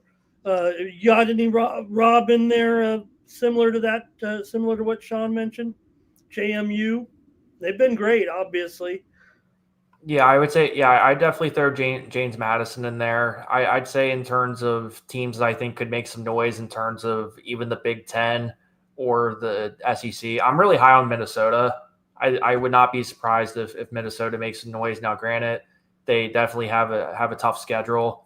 However, I mean, there's a reason why they consistently win bowl games year after year after year. I think they've won like 6 in a row. So that's a team I would definitely keep your eyes on. In terms of some smaller schools, trying to think some off top. What's your take on South Florida? What's your take on South Florida? You did UCF. You didn't do South Florida. I mean for South Florida, I think Alex Goulash is the real deal in terms of their head coach. I think it's one of those things where he's probably going to find a better job sooner than later. But I mean, there's a reason why they were so competitive versus Alabama for the first 3 quarters of that game last year. I mean, when you look at the box score, if you look outside of that 4th quarter, I mean, they really held pretty tight. So don't be, especially in terms of the AAC. I mean, that conference is wide open, but I think they lose to Boise State, but I think they're live at plus 650 to win the conference. I think the conference is going to have a couple losses. I think Byron Brown coming back at there. My question is how they replace what they had a wide receiver and what they had a running back. Both those guys graduated. The one guy was the all-time leading receiver at USF. A little quick, fast scat guy they don't grow on trees. And a tremendous receiver. It's different, but I do think he's recruited well. I think they've played well. I think they kind of get it going, and I don't think you're going to have the game where you're going to have like Memphis being 9-1 or anything. But I think they can win the conference at like 8 and probably 6-3. Yeah, kind of deal. Yep. Rob, OU, they're pretty much unranked, but they're probably in the top 12 to 15 in the odds at about 35 or 40 to 1. Who's sleeping on them? The odds makers obviously are not, but they're not getting much support from pollsters. You're talking about the University of Ohio, right? The Bobcats. I think the reason is because their head coach number 1 went to Charlotte, so I think that's kind of where people are kind of not as excited about them. I mean, if you want to talk about the MAC, I think another team to look out for is Miami, Ohio. Their head coach Chuck Martin there has been really consistent, brings in a number of guys. Even though I always say all the time, I think particularly that MAC region is one of the toughest places in the country to recruit, but also to just how brutally competitive it is when you have the Minnesotas of the world, the Wisconsins of the world, all kind of poaching your top players year after year after year. So that's another team I think you can keep your eyes on too. I'm pretty sure he was talking about Oklahoma, but yeah. Oh shoot! I thought he was teasing me. I was just going to leave it at that. I thought Sooners 35 or 40 to 1, but they're pretty much unranked. Yeah. Okay. No. Yeah. Oklahoma. I mean, Brett Venable is definitely on the ropes in terms of, he's definitely on the hot seat, and for good reason too. I mean, he's coming off a losing season this year, but luckily they got John Mateer. They brought in a ton of talent. I think Jaden Ott is, at least in my opinion, probably the most underrated move in the entire country. That I don't think a lot of people give him enough credit for that move, because anybody who watched Cal football last year knows that guy is electric. He makes people miss. He can break tackles, and I think they can find some really creative ways to use him, particularly hopefully in the passing game too. So I think Oklahoma's definitely a little bit overhyped, but I could see why people like him. Yeah, I was listed surprisingly as third on the depth chart going into the game. Jay Knott's third on the depth chart. Yeah, Javante Barnes is first, and Troy Blaylock is second. I'm just a bit surprised by that. I would have thought he was at least starting or maybe a third down back at the very least. Yeah, I don't know if that's due to injury, due to not workout, but yeah. Well, the AAU is where to go shopping for some prices. I mean, the AAC is the one you mentioned a little bit. That's the one to go shopping for the prices. I mean, Tulane 3-1, Navy 4-1, Memphis 5-1, UTSA 5-1, South Florida 7-1, Army 9-1. I would guess anybody could win this conference. Well, the AAC is definitely the shop for prices. The other one would be the MAC. I like Toledo. I got them when they weren't favorite at plus 310. Miami at 6-1 there. Ohio, he mentioned, also 3-1. Buffalo's kind of been taking quite a bit of action down to 4-1. Yeah, they're an interesting quad because they were down last year, went kind of young, and then kind of those guys for the most part did not transfer out. So should be a better club this year. And if Liberty collapses somehow, I wouldn't be surprised if Western Kentucky makes a run at the Conference USA. I'm not saying they're going to win it, but the Hilltoppers and Ty Hilton over there, I mean, they're consistently every year the top, at least within the top three of the Conference USA, and I think they're due for a title sooner than later. Miami scores, makes it 2-1. They've scored now twice with the man advantage. Messi again to Alba. Jeez. And well, they've got the man advantage, so yeah. Liberty just over even money to win CUSA, and Western Kentucky currently at 3-1. Louisiana Tech 11-1. Jacksonville State 13-1. Is that a slip there a little bit for Jackson State heading into this season? UTEP 15-1. FIU 18-1. Mountain West, it's Boise's to lose here, Rob, for sure. But you got to remember, Rich Rodriguez is in West Virginia. Yeah. He's in there with 70 new players, so who knows how good West Virginia is. They're not outstanding, but their rushing quarterback is gone. Their outstanding safety, who is a potential honorable All-American, went to Miami. Their best defensive end went to somewhere else in the SEC. So all their playmakers are gone, and then you're having a brand new coach. And we pressed you on Utah. They're 6-1. Tech 5-1. ASU 11-2. Baylor 6-1. Man, that price looks attractive. Iowa State 8-1. Tech, Arizona State, Iowa State, even Kansas State 14-1. Utah, not also another team that not getting a lot of respect from the pollsters, and I still am happy with. I'd still be happy with 6-1 to win the conference. Yeah, I think Utah's got a chance to win. I think the other team that a lot of people are talking about is Utah State. I think Utah State has got another goal by Inter Miami. It's 3-1, taking advantage of the man advantage. Utah State to me, because you bring in the old Utah coach, Utah quarterback, and Bryson Barnes, who played pretty well when he was able to actually get the stats. I don't think there's really a juggernaut. We talked about San Diego State. Hawaii should be down. San Jose State obviously lost some big pieces. If UNLV is the top team in this conference, if not Boise, if Boise filters, Utah State at 55-1, I think is going to be in the mix. They have Bronco Mendenhall too. They brought him. He was with New Mexico for the past couple of years, and you look at his track record. He was successful when BYU was an independent. He turned Virginia around when they were doing their thing. So I think that's actually a really strong play. I'm seeing 65-1 at Bovada here right now.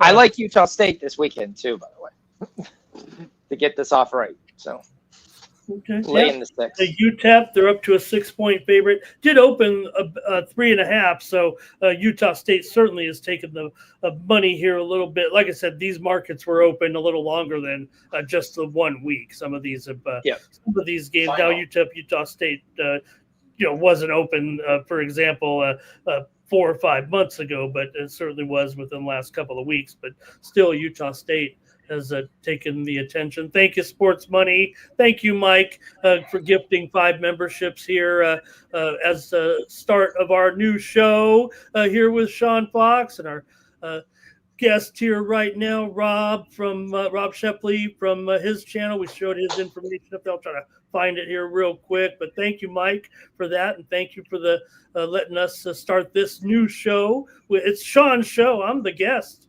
here, but I will say this is what I would say to Sean here for the future prospects, I think, here of our show. This is what I would want to hear from Sean. I'm not fucking leaving.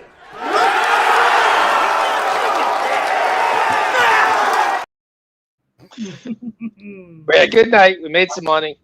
We had some great breakdowns. Hopefully you guys have enough to be able to make some bets. We got some other bets that we've given that are going to take off this weekend. We'll take off. I mean, I'll probably try to throw some things out there. I'll do some college. We'll do some soccer, obviously, every day of the week. So there, we'll have some more WNBA. That's nice. Been nice. Thanks for having me here. It'll be a good time. D got a surprising anniversary gift. I didn't ask him any more details than that, so I just said, okay, well, have a night. So that's why D has not come back. So sometimes rather, like I said, you will see me in a sling going through in September, but I'll be fine. So just a little bit different to look different things up, but I'll get all your information out there. Did you explained it carefully enough? And is there anything else we could say, Sean, for people to follow all the plays there in your Discord as well? I want to make sure, because you'll be back here next week and every Wednesday here. You'll be running the show here. Hopefully, I enjoyed doing it though with everybody, and I saw a lot of familiar names. I saw, because I'm a former, or I am a member of Nuke the House over there. I saw a lot of those names, and I saw a lot of the Sports Money names. Hopefully you liked all the new faces in here, Sean, talking to you as well. And thanks for bringing Daniel on too. That really was special for me. And to have Rob here and talking college football for sure. I think that was our season preview right there here on the Sports Money Network. So really appreciate that, both Sean and Rob.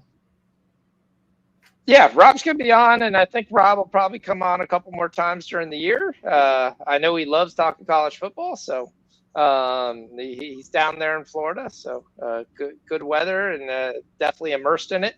But like I said, definitely see your show. Go on to Twitter, go to Sean's Fox Plays, subscribe there. My link to the Discord is right in there. It's free. You want to go in there. We talk about sports all day long, every single sport. And I mean every single sport. We've got lacrosse. We've got horse racing. We've got other things we all talk about. Everything's free. We're just in there talking and chatting. Some guys will give their plays, what they like, and other guys will give their thoughts, and it's just there. So it's a good community. It's been around for about, gotta say, 6-7 years now, before the pandemic. So definitely don't want to dare the guys here. You've been making money with them. Money picks. Damn, the Giants tied it up. But yeah, it's been a good show.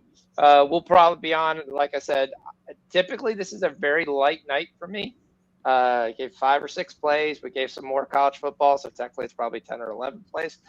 But